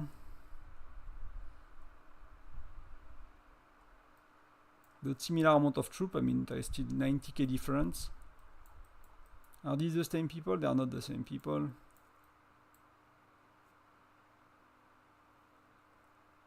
It's funny to see these charms and stuff, you know.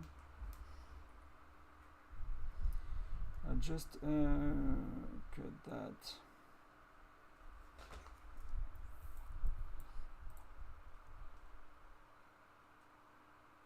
You guys have very weird troop ratio.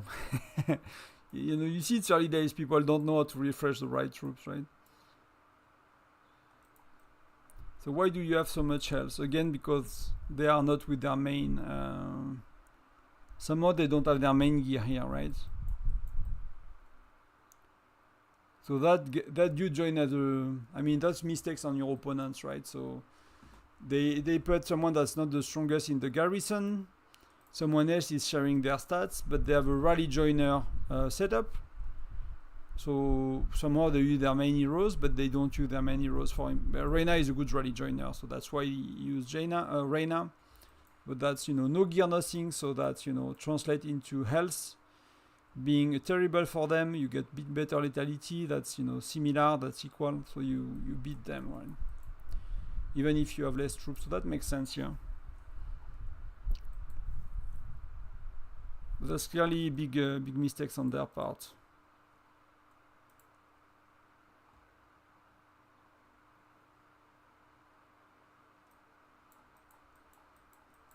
I mean, for me, I did level 2 as well on the generation, to be honest. That's... yeah, it's a tough part, right? I see people going with just level 6, but you really need to make sure you use the hero for a while, you know, to make sure that that's a hero you will keep for a bit. Else is kind of a bit of a waste.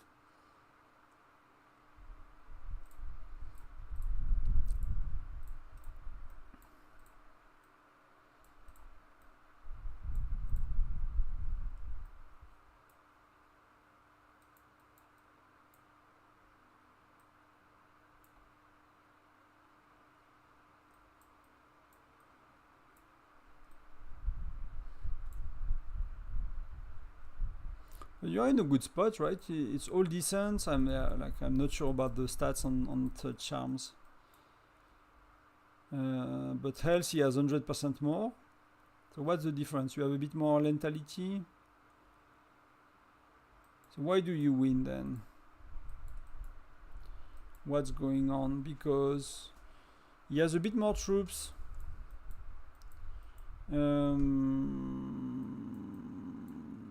You have what? You have similar ratios. It's...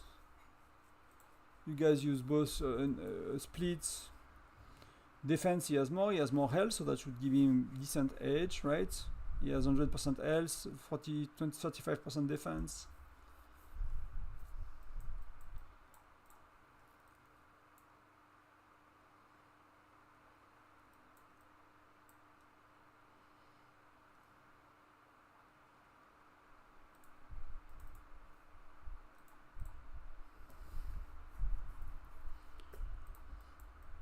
Maybe it's your ray, I'm not sure.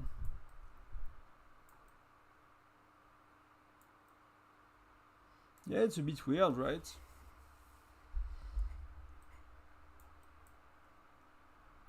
It's not super clear to me why you win unless your hero skill are better than theirs, you know. But that did not trigger. I don't even know what the stun is doing, to be honest. Do you know, Jill, how the stun is working by any chance? Because you seem to have some knowledge about the game too, so that's something I did not look into. So I have no idea about that, how that works. But to me, yeah, it's a bit... they have better stats on the good ones. You have the same troop ratio, you have weaker troop average, so it has to be hero skills, right? Or you use just luck, but from the report it's not clear that you have been very lucky on skills. These are older heroes, right, basically. He has Gen 2, you have Gen 4. Reyna probably beats Mia, Amos probably beats Flint. So it should be your hero that makes the difference on this one.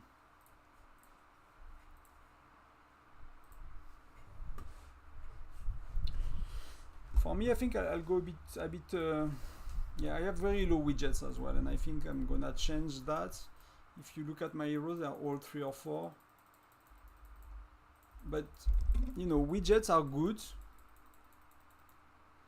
because they give you a stat that's multiplicative on top of give you some of that, right? So they give you that, which is good, plus they give you a stat that's multiplicative, and that's additive. Plus, so when you have 200% stats, that part is not really impactful.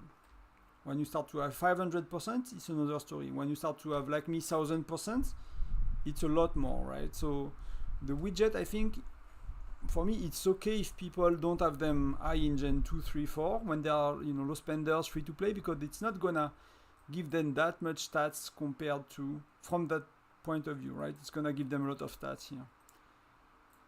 But at some point, I think it's really worth actually investing on widgets, and I'll do a bit more of that myself.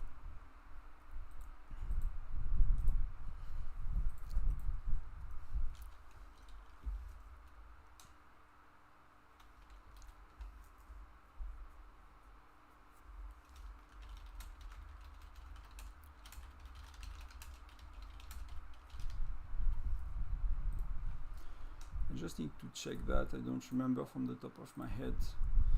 When is red gear? Red gear is... Oh, that chief red gear is... Do you guys know when the red gear is available for Essence Stone? Is it right away? So that's not in the timeline I've seen. It's only the chief gear that is available in the timeline. So does that mean that red gear is available from day one?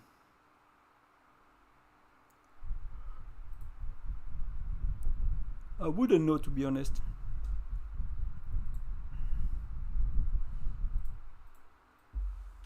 So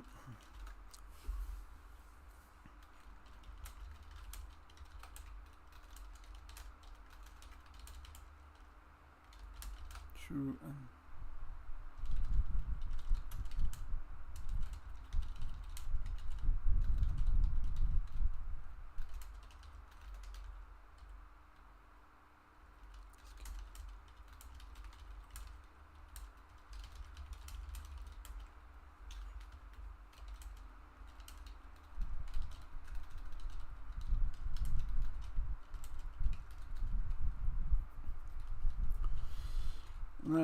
You can get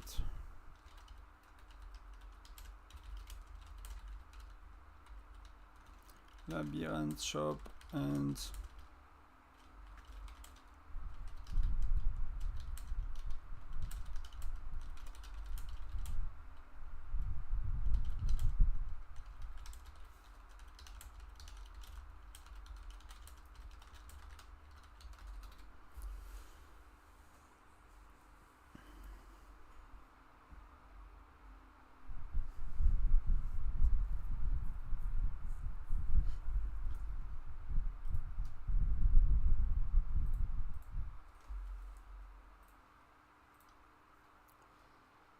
so what to say without being too...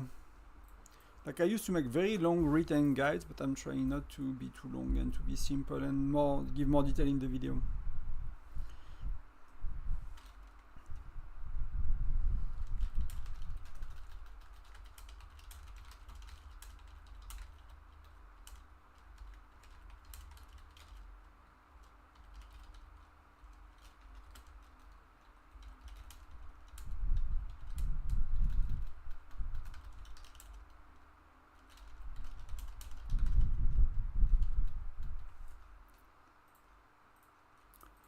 That's so much easy to say on the left side. Let's take some images.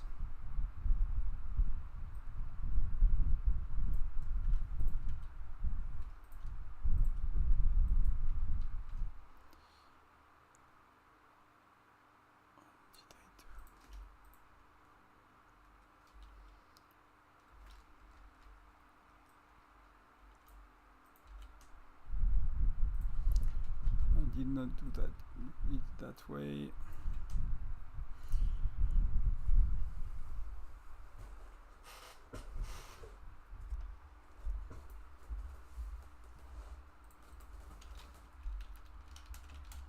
Left sides of hero gear. It's goggles and belt, right?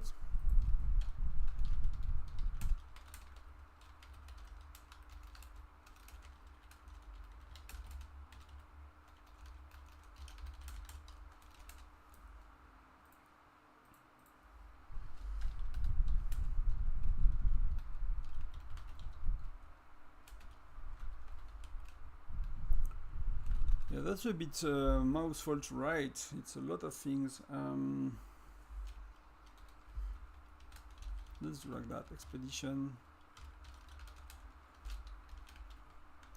infantry attack 20%, exploration, hero health up,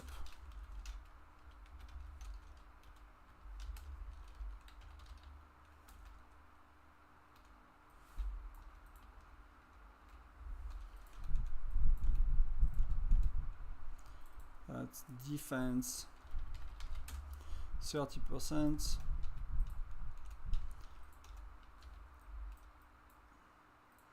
and that's hero attack up 15%. So let's change all of it. On the right side it's a gauntlet and boots, defense,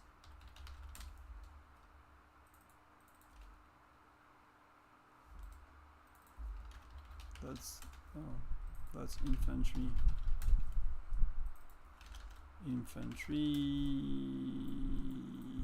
defense, and that the other way around, that's still,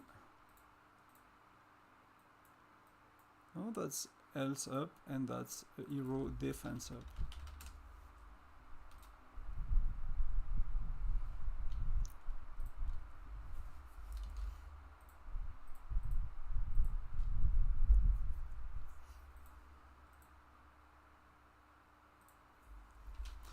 This means you need to take into account both the priorities when it comes to the, how did I word it? Per stat per troop. Troops, but also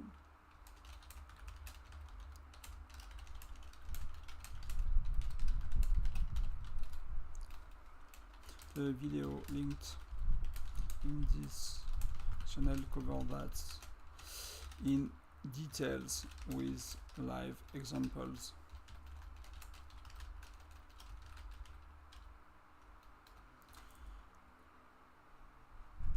I'll try to say something about it as well. Often people suggestion is to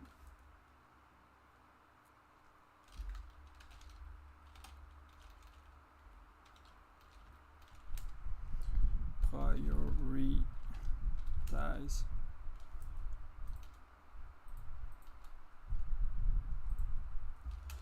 defense on infantry and attack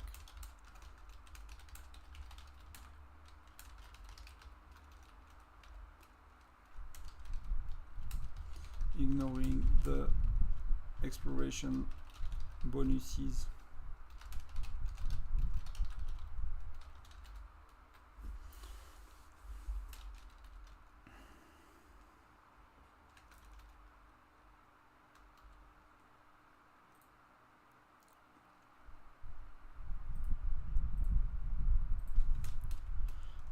Then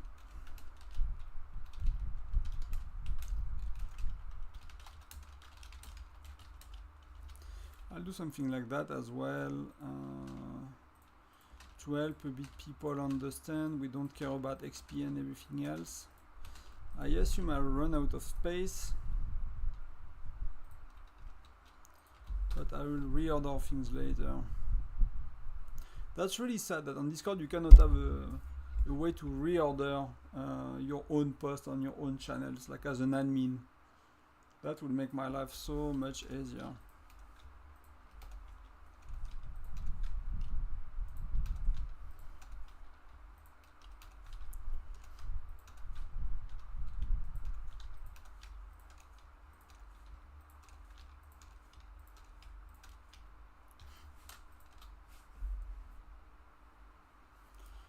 Can I do something like that?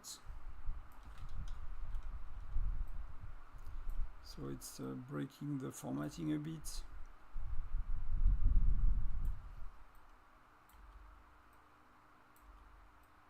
It's not that important.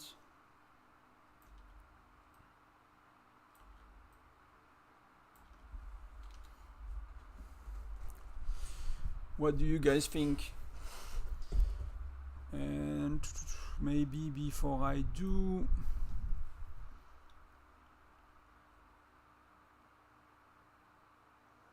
so one set of mythic is that, right?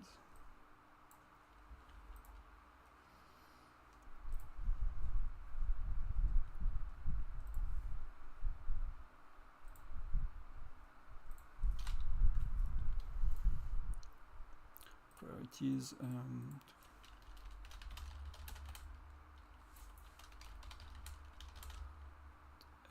Eurogear.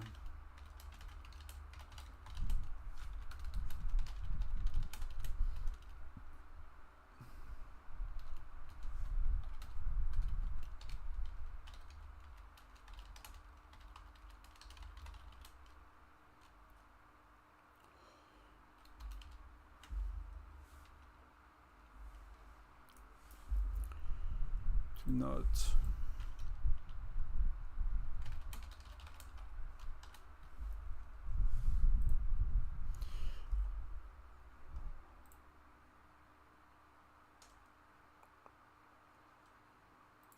Yeah, I'm not sure I'll cover the Eurogear pieces too much in detail. That's really a whale thing, right?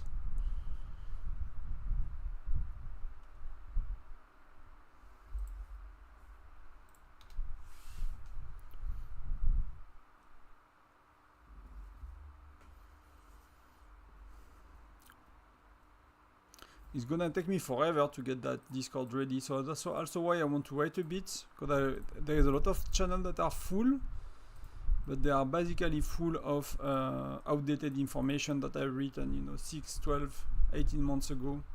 So I kind of need to trim it a lot and to redo it basically in many ways. But you know, again, if you want to help, if you have anyone that you know could use the content that I make, I'll go back to making proper guide as well this week, because we are kind of done with the SVS push. So I'll be making proper videos. I see that, and I do live stream. The amount of the subscriber is stagnating quite a bit. New videos really help me to grow the channel, so I'll definitely get back to that as soon as tomorrow. But because you know I had a few hours left this afternoon, I thought we'll do that together. So again, I'm really looking for feedback about all of that. It has to be better than the other written guides, and the videos, if not better, I'll need to re-record as well. So if someone is making better written guide, then I'm missing the point of the project.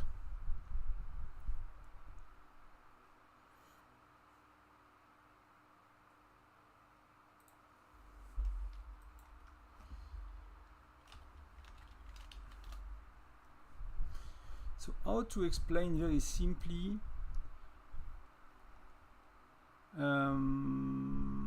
red gear strategies. Let's do like that, strategies. And I think that will be it. I think that will be good enough that way for the written version. Kind of covering the bases for noobs and people that never saw red gear. Hey, look at me, not yet, not yet. 1,000 subs and you get it. And hopefully by then I'll be ready, because that's really taking a lot of time.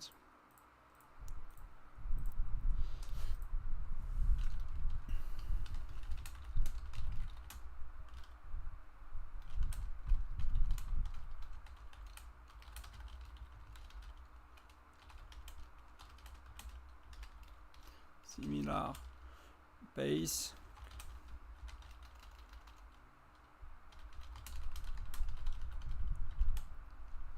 I mentioned in this channel. How are you? Look at me. I'm looking at you, by the way. I'm looking at you.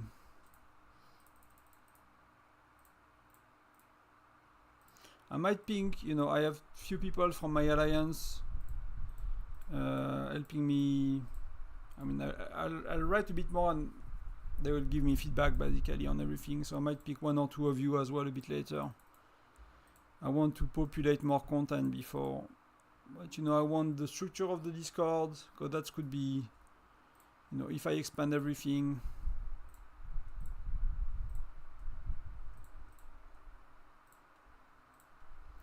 That's a Bible of Whiteout Survival, basically. That's all the channels I want to make. And I'm gaining levels because I'm writing a lot.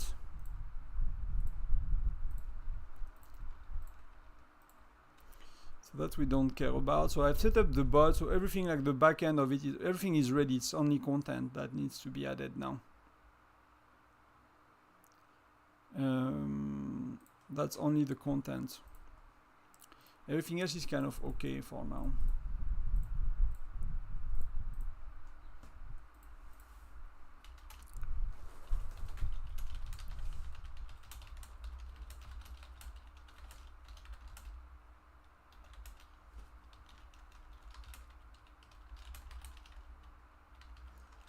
Punches, it could look like.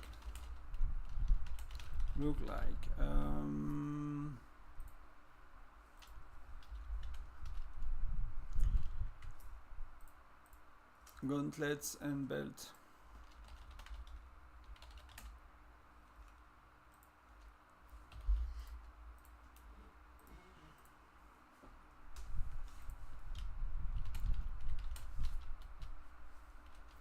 To level 20 to red gear. 20 to unlock. 20% defense. Then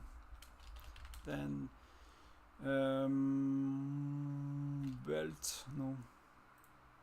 Yeah, belt.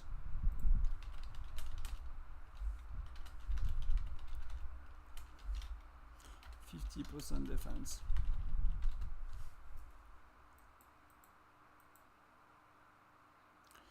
To level 60, sorry, to 30% defense.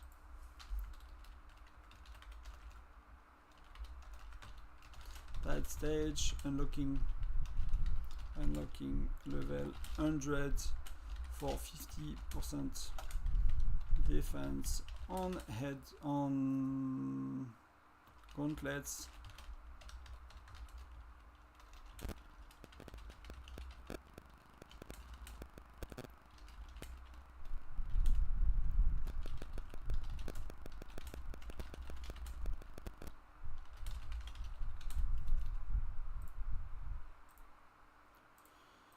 I'm not sure if I'm basically doing a good job at explaining all of that, but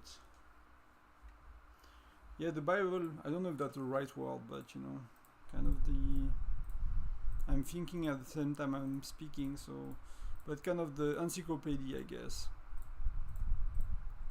With, at some point, there should be a video per channel and a written guide that might not go with as much detail as the video, right? And I'm trying to find a balance between explaining things and telling people what to do. That's the intention. I could buy on every channel. I could basically link to that could be an option, right? I link to the official wiki or to the official Discord, and I just explain what to do. And I don't do a lot of that, right? Because that's explained somewhere else. But the issue is sometimes it's outdated information. And it still makes sense for me to explain some of it sometimes, I think. So I'm trying to find the balance here. I'm not sure I'm succeeding yet, but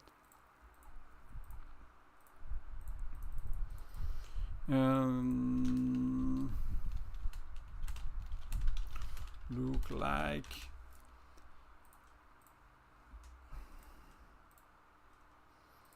where is Bradley?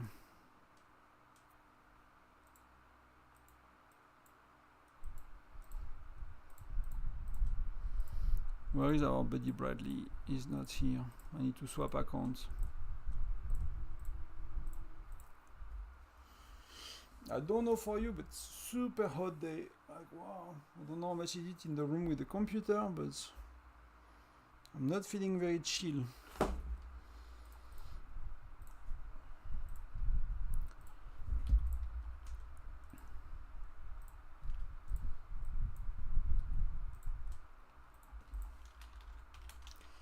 Goggles to level 20 plus to unlock that attack, then boots to level 60 plus to unlock 30% attack.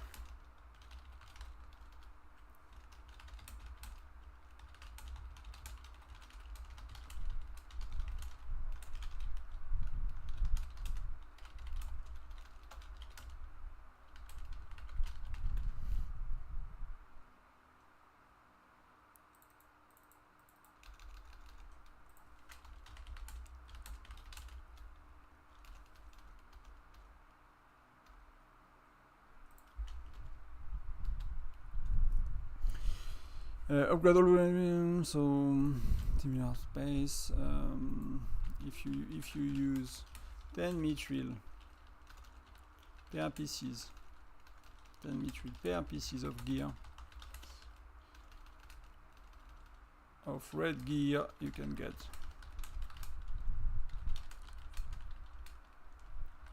2 XP to red XP level 39 for 120 mithril.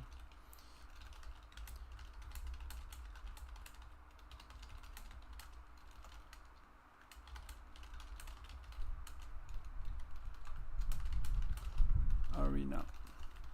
So I'm not sure if it's already, I don't know if it's good. I think it's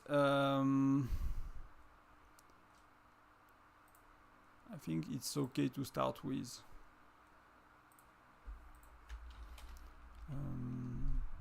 I think it's okay to start with, yes. And I'll do something like that. Please watch the YouTube, guys. More detailed explanations and examples.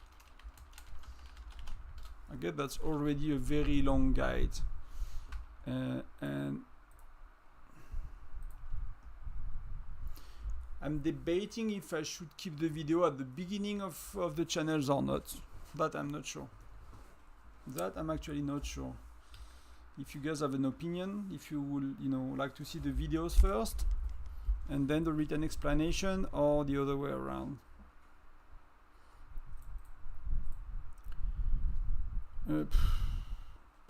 I don't think exploration, I have a lot to add to what's already available.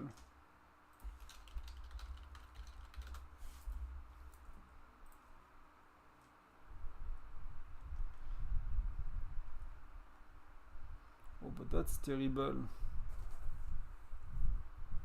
Wow.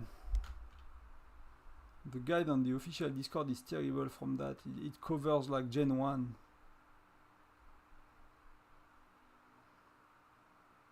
It covered Gen 1 or 2 or 3. It does not go further than that. Please.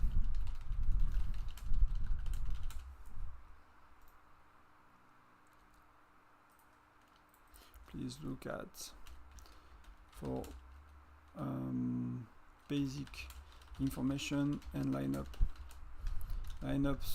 for Gen 1, 2, 3.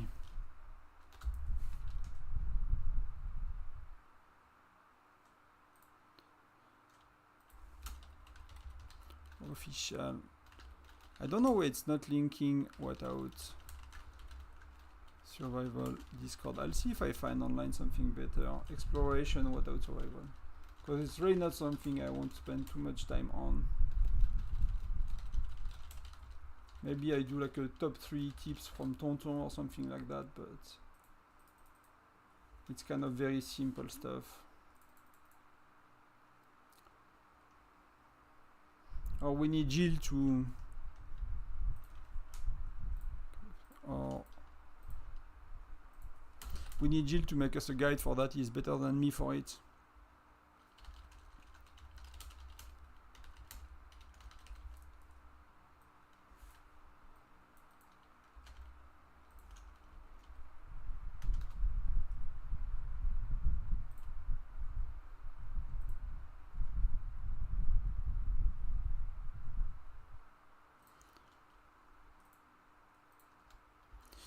Yeah, written should be, I mean, especially if you search for keywords and stuff, it could be faster, right? That's for sure. I often think, you know, I don't know if you have that issue, but you're like, oh, I'm gonna do a quick WhatsApp message to someone, and it would have taken 2 lines to say it, and someone has to listen to a 3-minute audio because of you were lazy to type it. At least in that case, I was lazy to type it.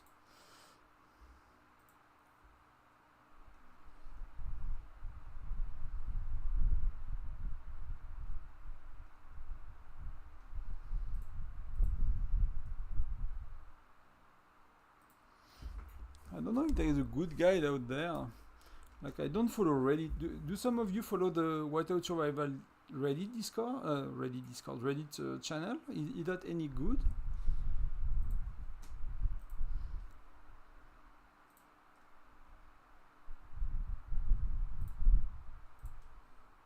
Do they have something on nerds? On WOS nerds?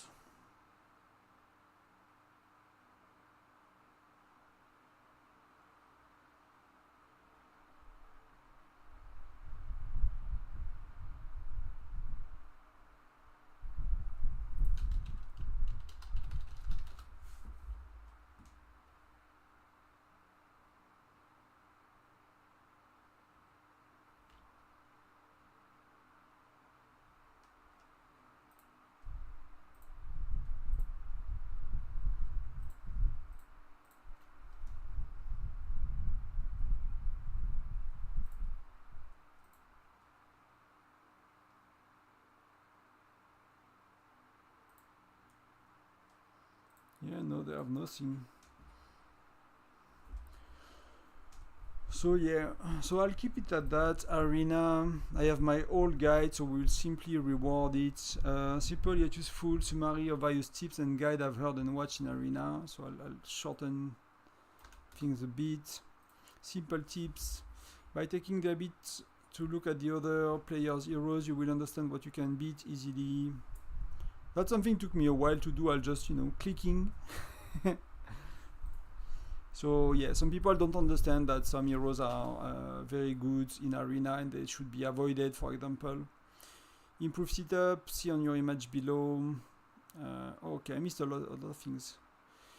Do your matches as close as possible to resets. If you do them early, strong opponent will make you lose points. That I don't understand why people do that when they woke up in EU time zone, and they do that when they woke up because they got destroyed all day long. Basically, it's like you get smashed for 18 hours when you do that. Find what threshold of reward you can hold daily and to aim to accomplish it daily. So that's fair enough.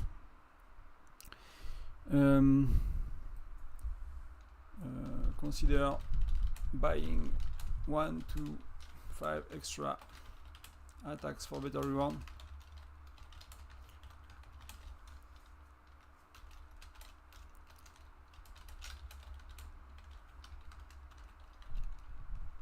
I'll leave it like that. People do what they want.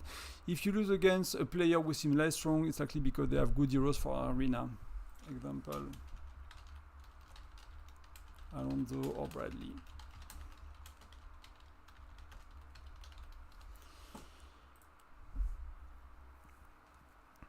You can click on the player name to see their heroes. If you see, okay. I'll make a heroes list to avoid. By taking the habit to look at another player, you understand? Okay, so after a few days, I'll keep it to the same line. We'll make together a list of heroes to avoid. On the image below, you can see, okay, so that's very basic stuff. If you want to be strong in Arena, you need to understand this process. Okay, so we could do that, and we could do lineup for Gen 1 and beginners.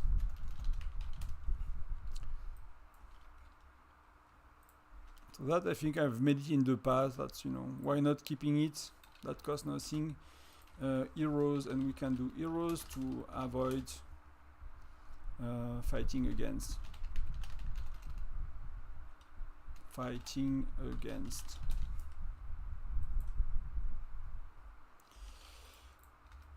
I need as well to streamline my kind of formatting and the way I kind of do these cards. So of course, Gen 1. Do you think there is someone to avoid really in Gen 1 if you are free to play or low spender?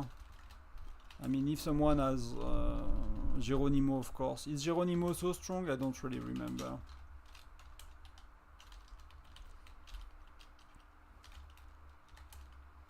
Is Reyna Gen 4? Reyna is Gen 4, right?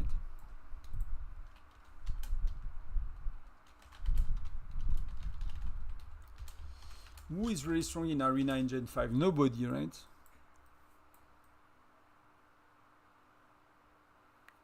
I don't think there is anyone. Gwen?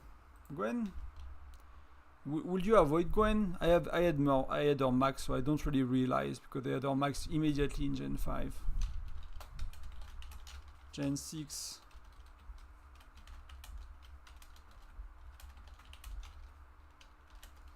Bradley. If you do not have these heroes in your lineup, you are highly likely to lose the match, even if you are a lot stronger.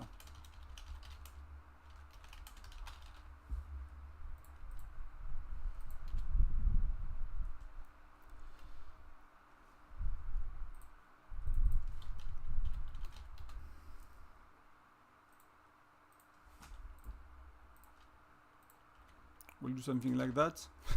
Is it fun? Maybe I'll remove these.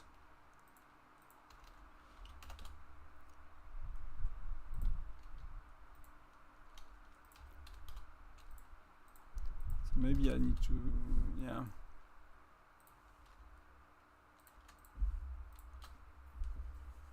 Yeah, if you have any other suggestion for that, I'm taking, but I don't think I would avoid anyone in Gen 6. I don't think I would avoid anyone in Gen 5 unless Gwen, but because I had her, I did not realize, and I don't know beyond that. So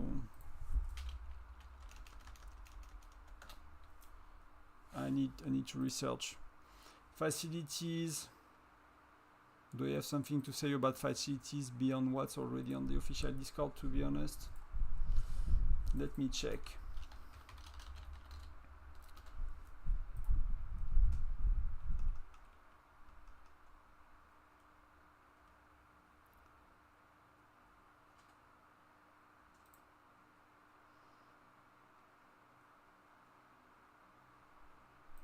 Yeah, I think I have something to say on facilities.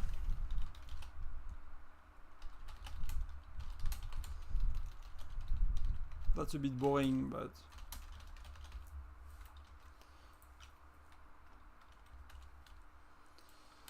because I've made a lot of stuff in the early days about facilities, because that was the mess. That was the mess in our state.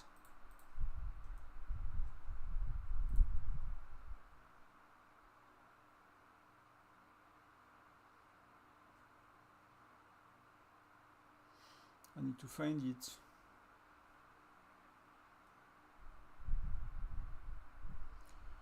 Christmas, blah blah blah, timeline. I lost it, I did not kept it. That would be sad. Oh, facilities.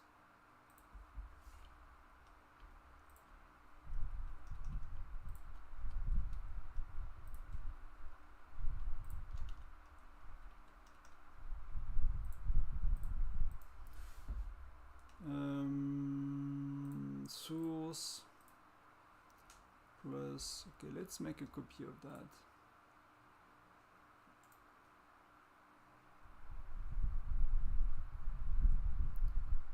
New spreadsheet,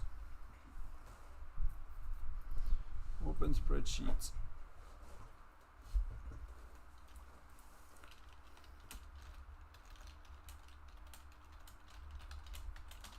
facilities, and let's lock it. Protect the sheet, yes.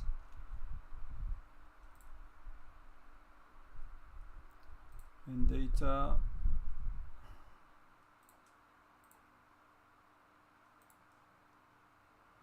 then let's share it.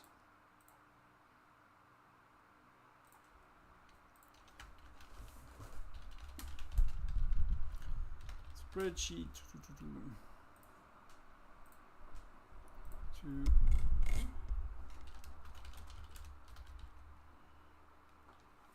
called coordinates in English, right? Coordinates of each facilities. One file, make a copy, P for yourself.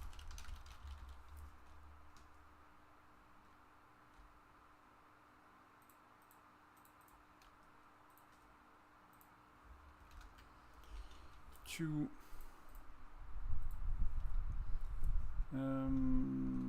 assign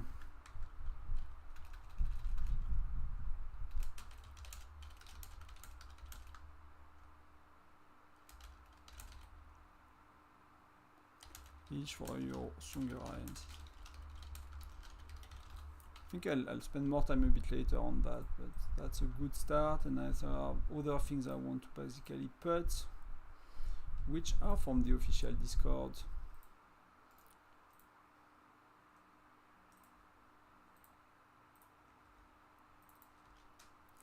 Credits Y, bandit Y.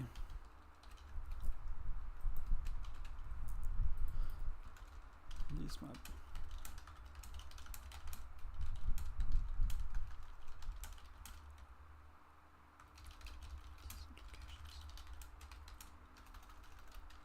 They are the same on all states.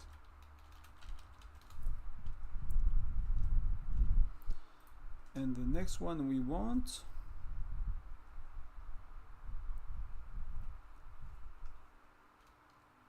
I need to find it somewhere else.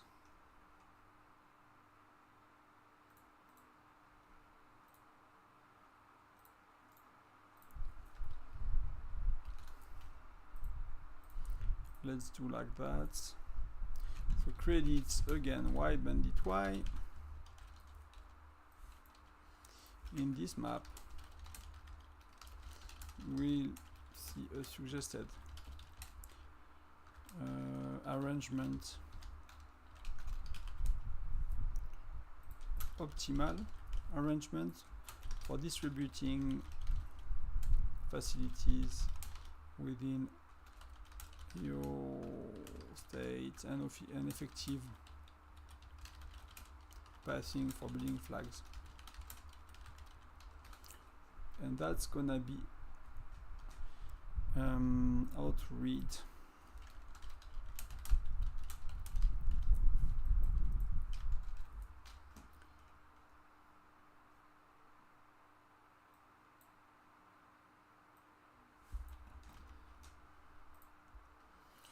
This map is set up for 4 bigger alliances, 4 weaker ones. Allowing for sharing facilities if relevant for your state.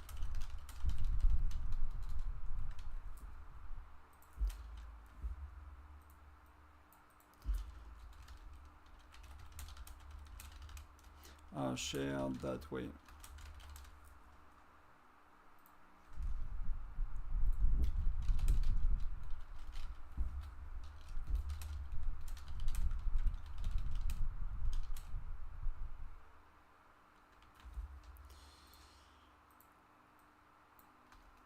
are paired that way, so facilities are shareable. Shareable between them. So when you have resources that is well done, it's actually quite fast, right? So that's why I want to give credits to people that deserve it, because that's a lot of work. So credit what bounded why.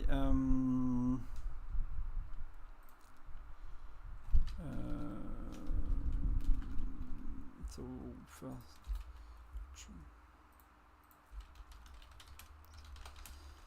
track your tag that you got for your alliance. Then the second tips, there is not much to say. I don't know if you see anything else, but second tip, connect your farm alliance with flags to all your main alliance facilities.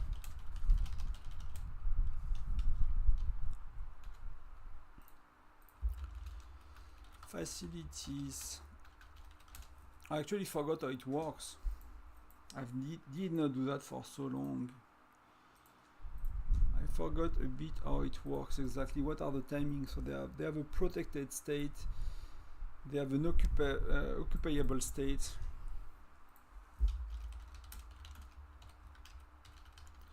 Occupiable state. Which is alliance, alliance, battle,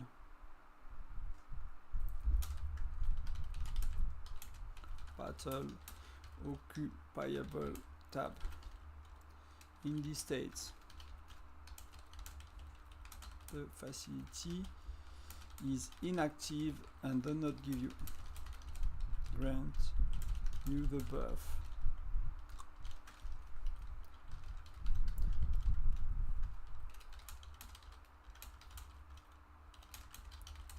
Long time this mechanic can be walked around by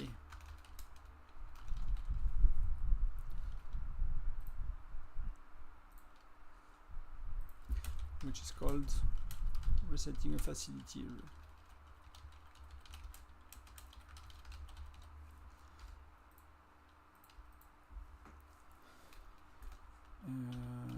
Let's do one. Yeah, let's do one again. Attacking the facility with your farm, with a farm account. Farm city, let's call it like that way.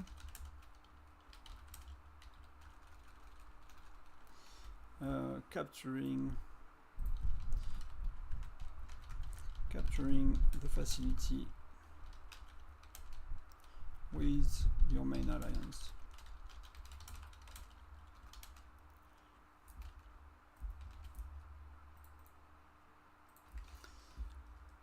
After 30 minutes, I think that's 30 minutes, right?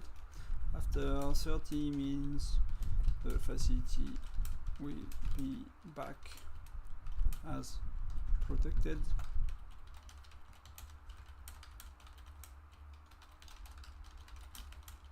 The buff that saved you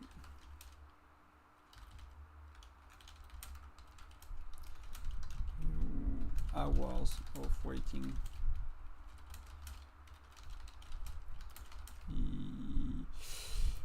It's funny, it reminds me that we used to fight as well for facilities, right? I was waiting for the facilities to be active again. Tips.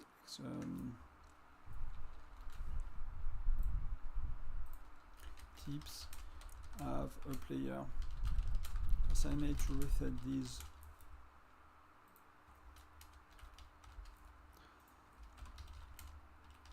Soon as possible. Sync with your R force to make it happen. Make it happen also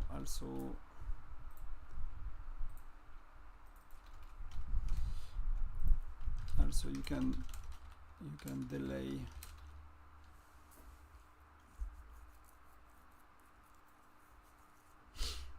Yeah, that could, but like you need to build a lot of flags to make it happen, right? Like some states do that, Starfinger, but the issue I have with it is like as soon as you have transfers and you move your hive around, it's messy. You have to destroy a lot of flags and stuff. But you're right, it could be.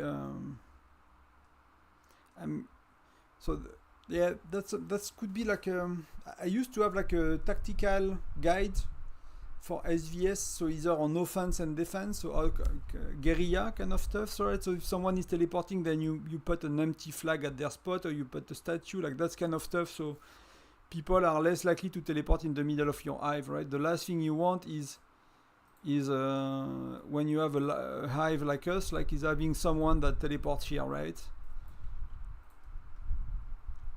And that have access to everyone very quickly and can damage everyone. You will want someone to be, to be able to port far. So that could be a way.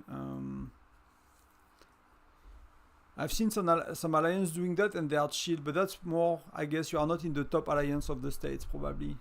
If you are, if you are in one of the weaker ones, or like top 3 that you can easily get burned by stronger player, because usually top 1 and 2 they can defend each other quite a bit. But even though you still get people burned. So I don't know, but that's definitely an option. That's something I'll need to take note. Also, you can delay the rest. You can slowly delay reset times as needed. So many facility all reset at once. So that's what I have to say for facilities. That's actually quite a bit, right? And that if you have state merger, that's a good map. Because you can basically, if you look at, let's look at 7 and 2, right? So 7 is here and 2 is here. So you can see that 7, so 2 is the main alliance. The main alliance is connected, they have all of them. If you look at the black, like they have all of them here. And then the green, let's look at another pair, because the green is not really visible, because you kind of see it here a bit, but it's hardly visible. So let's pick 4 and 6. So you see that the main one seems to be, I'm actually not sure about 4 and 6. Let's do 3 and 5, because 3 is a lot clearer. It's actually not that much. I think the best example is 1 and 2 is probably 1 and 8 then. Let's see, we don't see it a lot as well. Because that's here it's a light blue, and light blue, yeah, is this one. So yeah, 1 and 8 is okay, right? 1 got all the facilities. They are connected to all of them, and 8 got some, so that the farm or that the secondary alliance. And if they wanted to share, they could share some. But I think the 4 and 6 show you really how they share, right? Like these are intertwined and they are connected differently, and you can basically share some.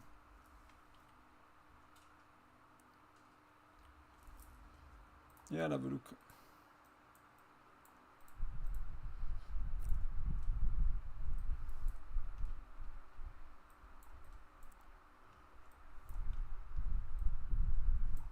Yeah, but that's but yeah, if I want an example about how to do it, that's one way. But that's a bit insane. Like, yeah, that's when I'm too lazy, I'd rather have people that are if people don't know how to shield, they'll burn basically.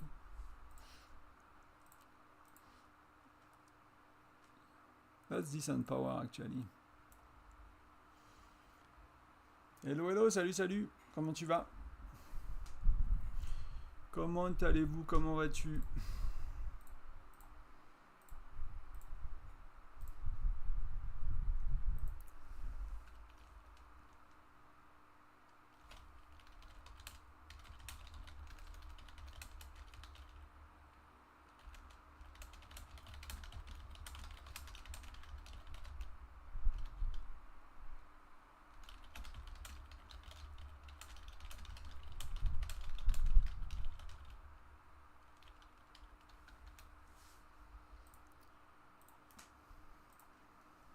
that's where I need to update a shit ton is pets.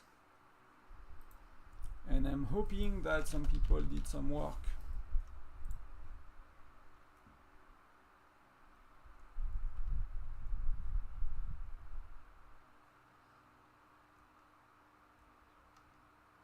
Yeah, it's all freaking outdated. It's all freaking outdated. So let's go through it together. So that's my guide. Basic information, the higher the rarity of the pet, the higher stat it gives. So now we have even SSR.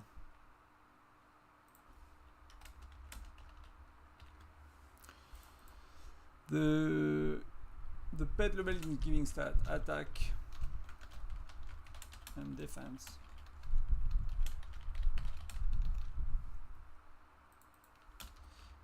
Health and lethality, which is more important, right?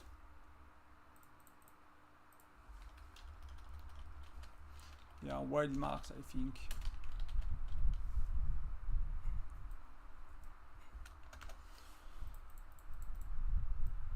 That I'll do later.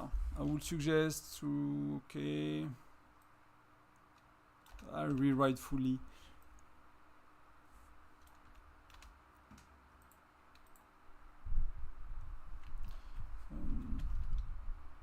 Events, starting Gen 3. 3 KOI, SVS prep.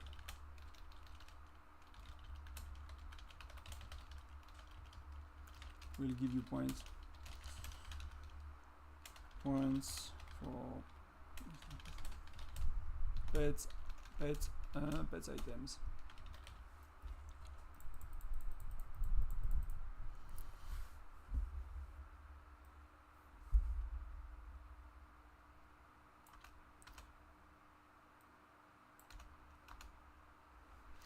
And so we have the SSR pets nowadays.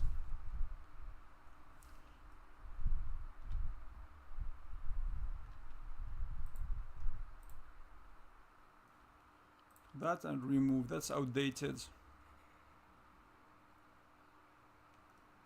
That I will rework. So we have SSR pets nowadays, we have a lot. So they are max level 100.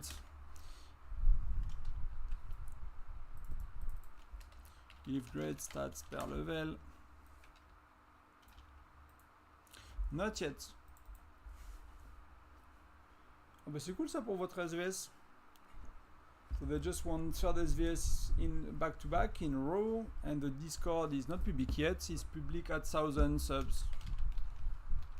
To, you know, to motivate people to click on the sub button. But I still have a lot to do.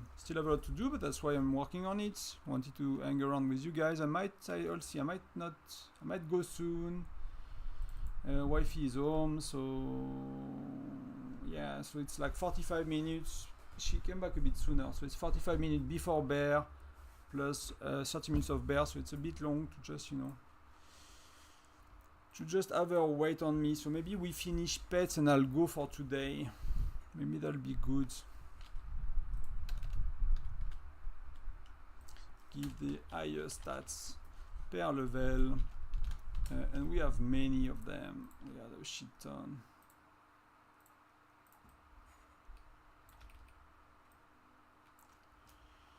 I mean, man, it's you know, a lot of channels basically. Everything in the game will be. I think I missed a few things, but I'll cover very basic stuff.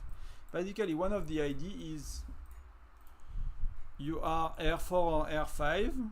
You just come here and you just take the information. You can copy paste it if you want. You put it on your Alliance Discord, right? That's about it. That's really about it. So I wish I had that kind of, like, so much information is not practical that's available on the official Discord or somewhere else. So it's like you cannot do anything with it. You have to. So I'll try to really work on the content so it's actually start to be practical for people. And some of it will be informational as well. Like, you know, giving you all the pets and skills. But like, there are many that I could not find, like the official Discord do not have the list of skills updated, right? So I kind of need to give that to people, right? Cave Lion. So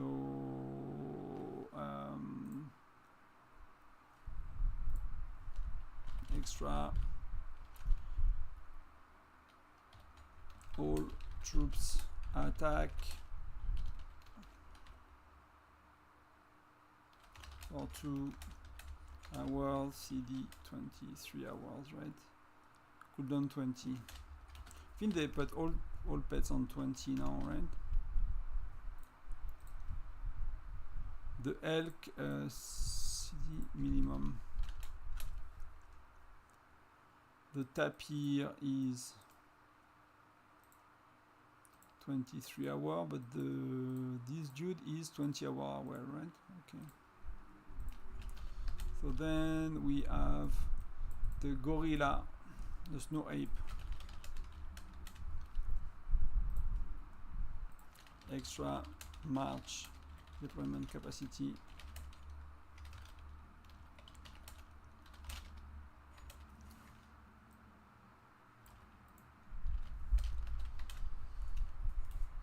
You know, I'm doing what I wish I had, basically.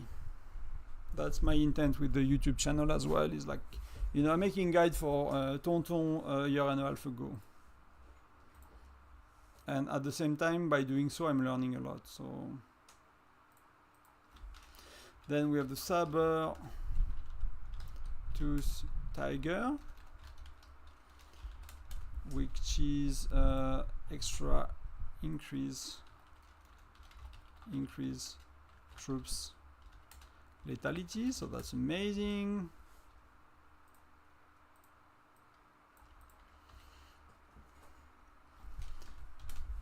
That's a really great one for whales. Why they are not giving me them in order at all? If I click on the arrow, it's not giving me the next pet. So the next one is actually the rhino. Iron rhino. Extra rally capacity.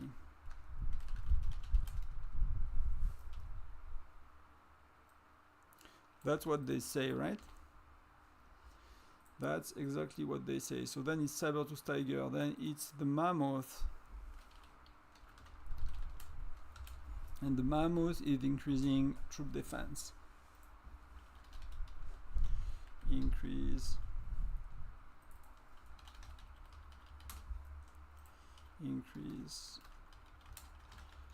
troops defense. And it's for 2 hours.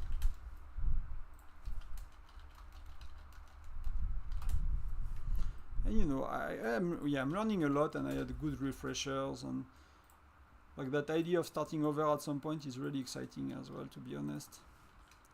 So we'll likely do it, but I really need to find a time where in my real life it's kind of fitting, because it's a, you know, committing to a new city is a lot of time and a bit of money too. So that's increase troop health.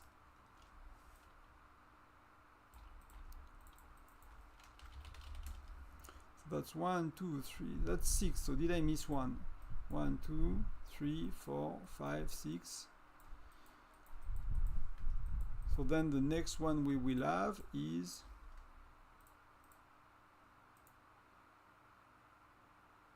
we will have the frost scale chameleon, not available yet. So that's the pets.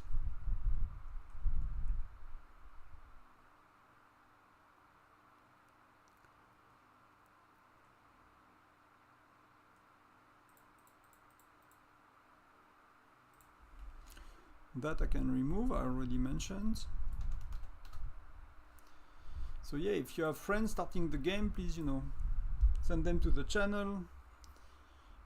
Progressing and improving pets.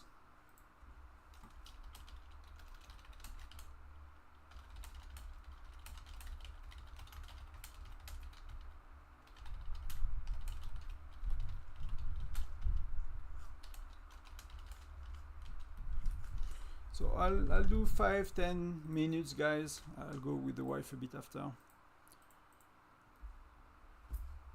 I do shard mithril, gear, kitches.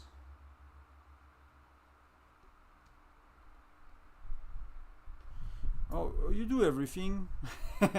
Actually, that's actually a good question, because for me, I assume that everyone does everything, because we got Labyrinth so late. But if you get Labyrinth in Gen 2 or 3, then you're not gonna do all. So what I will suggest to do is mithril and the chest. Basically, these are the most important. Shards, yeah, shards are... I mean, I don't know, how much can you buy, guys? Because for me, I can buy all of these, plus this time I could buy 9 of these, which is a lot. Usually I cannot buy that many, so I can buy 5 or 6 of these. So, but what generation are you in? If you can buy everything, it's like I'm actually hesitating to stop doing that and to accumulating speed ups to actually improve research. I think I'll get more from research, because I'll get the right stat, I'll get lethality, and I'll get health. Then I'll get from buildings when I get defense and attack. Okay, I'll get a lot less percentages here than I get from these, right? Because 1 hour of speed up is really little, but I think that might be better. So, but for me, I'll go to these 3. I'll go mithril for sure, because you miss mithril so bad lately. Like, if you have a bit less shard on 1 hero, it's not the end of the world. Like, the gear is really good, the XP, so I'll do like, depending a bit on my needs, right? I'll do mithril plus that based a bit on my needs. And if I can, I'll buy the 3, and then I'll buy XP, and then I'll buy whatever here. That makes the most sense to you. I don't think the rest is super important.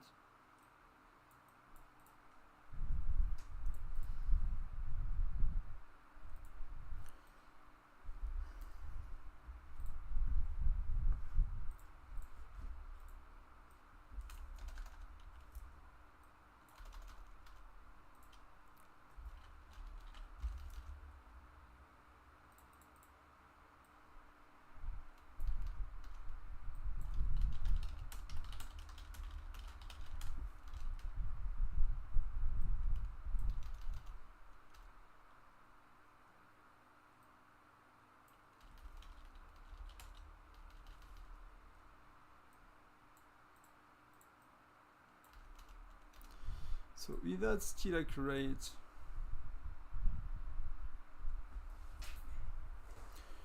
So you guys are Gen 4, but that should, I mean, yeah, it depends a bit, right? But that should be this, you should be able to buy most of it then. Do you know when you had Labyrinth? If you had it immediately or you had it after Gen 3? I think I put it in the timeline actually. I put Labyrinth in the timeline because people don't. And did I? No, that's something I'm missing. I'm not sure where it is. So I need to add the islands, because island is like Gen 1, and then it's, you know, as soon as you are within Gen 1 with fire, like furnace level 19, I think we said, or 20. And I'm not sure where Labyrinth starts. That's why I'm as well excited to start over one day, is to, you know, kind of, yeah, I'll need to do that later. So where do you get these nowadays? So you can get them from here, which could be an option. Arena, but I would not suggest, to be honest. You can get them from Canyon Shop.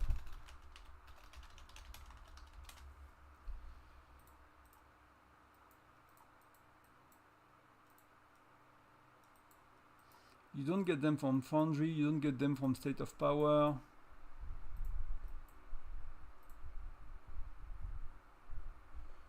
You from daily pet missions. Daily pets mission, that's really important.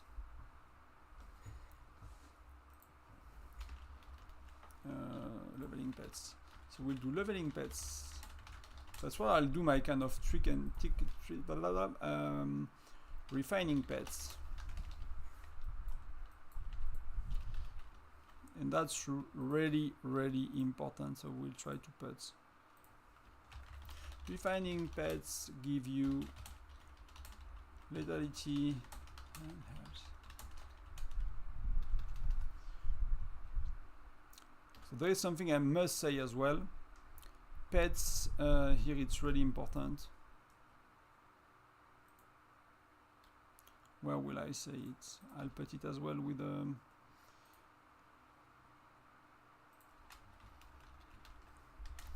I'll do like that. Pets pets buffs for offensive stats.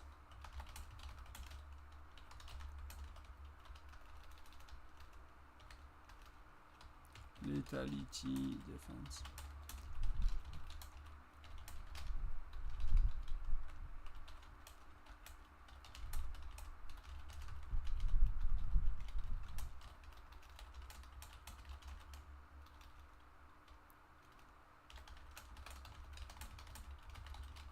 See how stats works.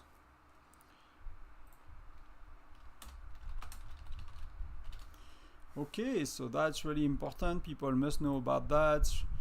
You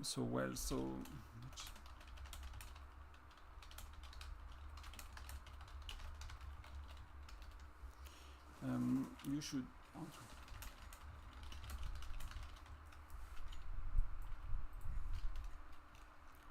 Gray, green, blue, purple. Pets are given.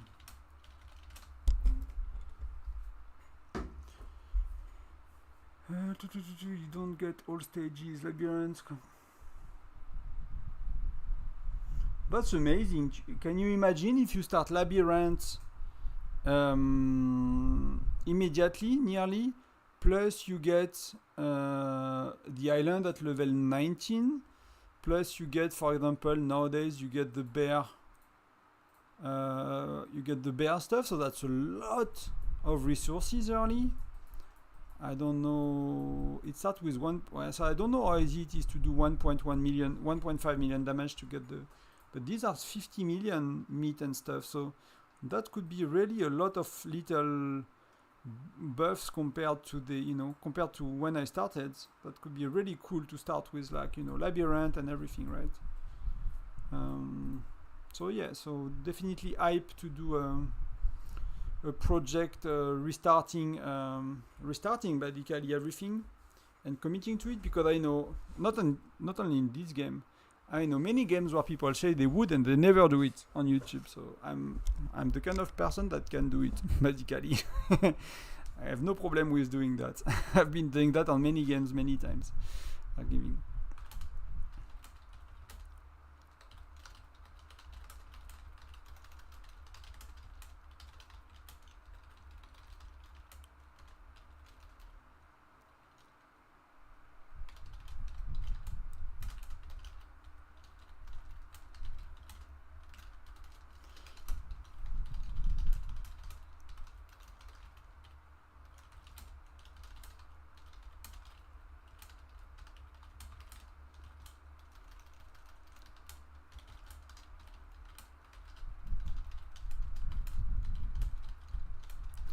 When SSR pets are available.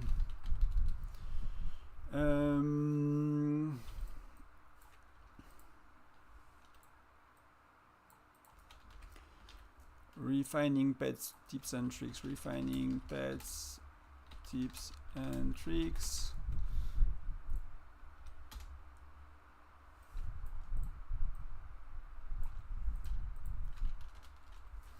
And let's do like that. And let's say something that is very important as well about refining. And then I'll go, guys. I think that'll be it for today. It was 3 hours. I made good progress.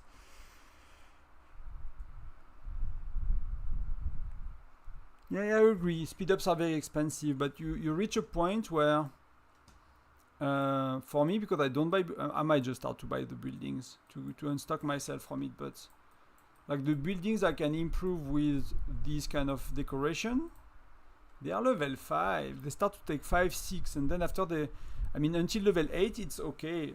But then after it's level 9 it takes 10, and then it takes 12. So I'm like, man, that's a lot for one freaking % of defense. So at some point there is a diminishing return on these, unless you buy the packs for the buildings and unless you get, you know, you get a lot of buildings, which I might start to do. I was hoping you could use it on the SVS building, but you cannot. About refining. Refining.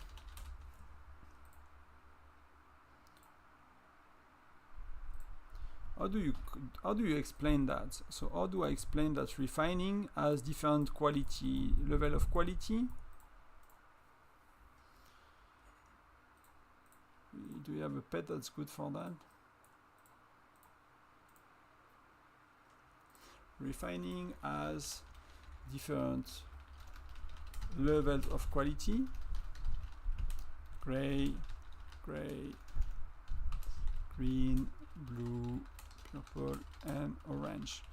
In the lower the level of refining, the more stats your wild marks will give you. Often your wild marks will succeed.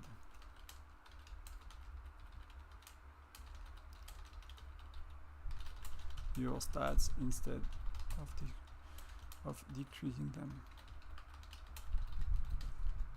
It is.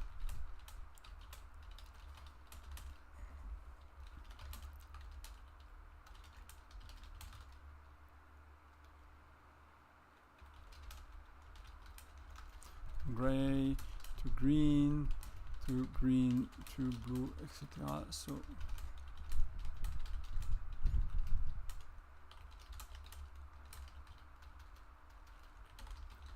resources as possible.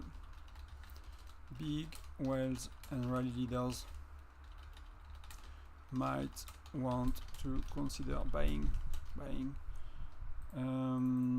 common wild marks.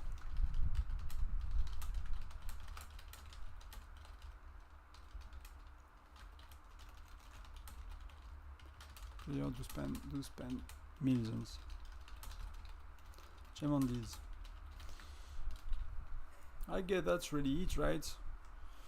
For pets.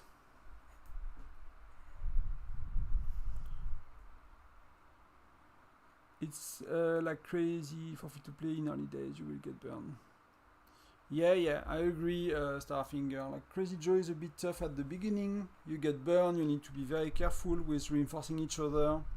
You don't get many troops to exchange, and for us, like, it's a nightmare to get points because everyone is reinforced, and you know, it's like every city is full of people, and you don't make points on all the cities and stuff. So it's a bit of a headache, to be honest, to make points on Crazy Joe. But I think that's it. Fortress is okay. That's, you know, many of the channels are more or less filled. We didn't look at them, but I did a bit on the spending the other day. Healing guide is easy. Troop formation is easy. Gems, I have something to say. Free to play tips, like I've done Daybreak Island from the past, so I'll just have to edit. Labyrinth is done from the past, I'll just have to edit. Then where I need to spend time soon will be on the city progression, so all of that is very clear in my head. Like I have things from the past as well. Here I need to edit a bit with adding the island and adding the labyrinths. Fire Crystal, it's kind of, I used to make a one big channel for Fire Crystal 1 to 10 in my alliances to explain people how many Fire Crystal they need and stuff, so I need to split it to make it a bit more easy to read. So I made some calculation early for from people in my alliance and stuff, how many Fire Crystal you need and refine Fire Crystal, so that's gonna be okay. Some sort of power gain, I wrote that a long time ago, so I need to see, but usually like my suggestion a year ago was already to do hero gear, building and tech, chief gear. I'll probably put charm first, pet, because these are permanent stats and not doing, you know, heroes, widgets, and, you know, things that are temporary, and then many things on event, but most of these are filled already. You know, I just need to read what I wrote in the past to update. I know it looks like a lot, but, you know, that's all things are written in the past or I have videos about, so it's just I'm kind of building that one a bit more because that things are so simple that usually by the time I make guides, they are, you know, obsolete, or people got educated in game and things like that. So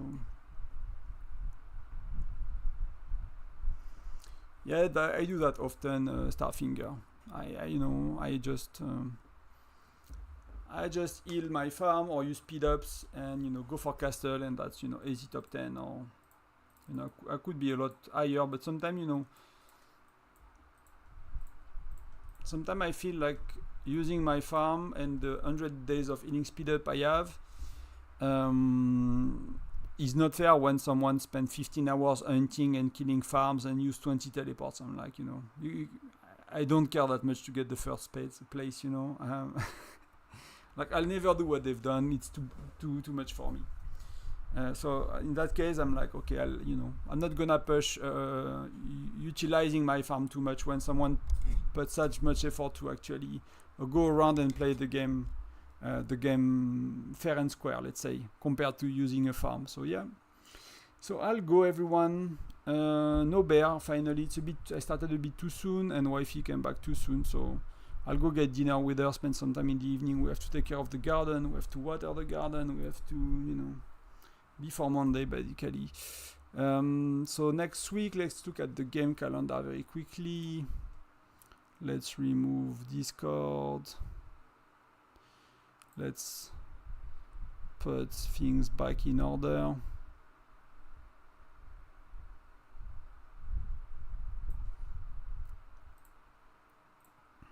And then I'll put myself back here. So next week, what's going on? So fishing tournament, who cares? I'm not pushing for it. I don't have stacked enough things, so I'm gonna spend no charts, nothing. I'll just, you know, collect to push, you know, in a few months for now to get the city skin. We have Alliance Showdown, so there is not much reason to stream next week. Basically, I'll try to do Foundry. So we did a lot of streaming this week, so it might be a bit less. You know, if you guys want stream time, I'll try to squeeze one. Just ask in the comments as well. But worst case is Foundry. Everything else is kind of a, you know, Alliance Championship. It's kind of a boring week in terms of events. But we have transfers, so that's really exciting. So I need to check my PMs as well for about transfers. We have a few things going on. Le R Trip B, bye bye, merci d'être venu. Have a good evening, everyone. Talk to you soon. Thank you for being here. Much love to you all. Enjoy your Sunday afternoon, evening, maybe your, you know, morning, Monday morning already if you are unlucky. We still have some of the Sunday to enjoy. So I talk to you.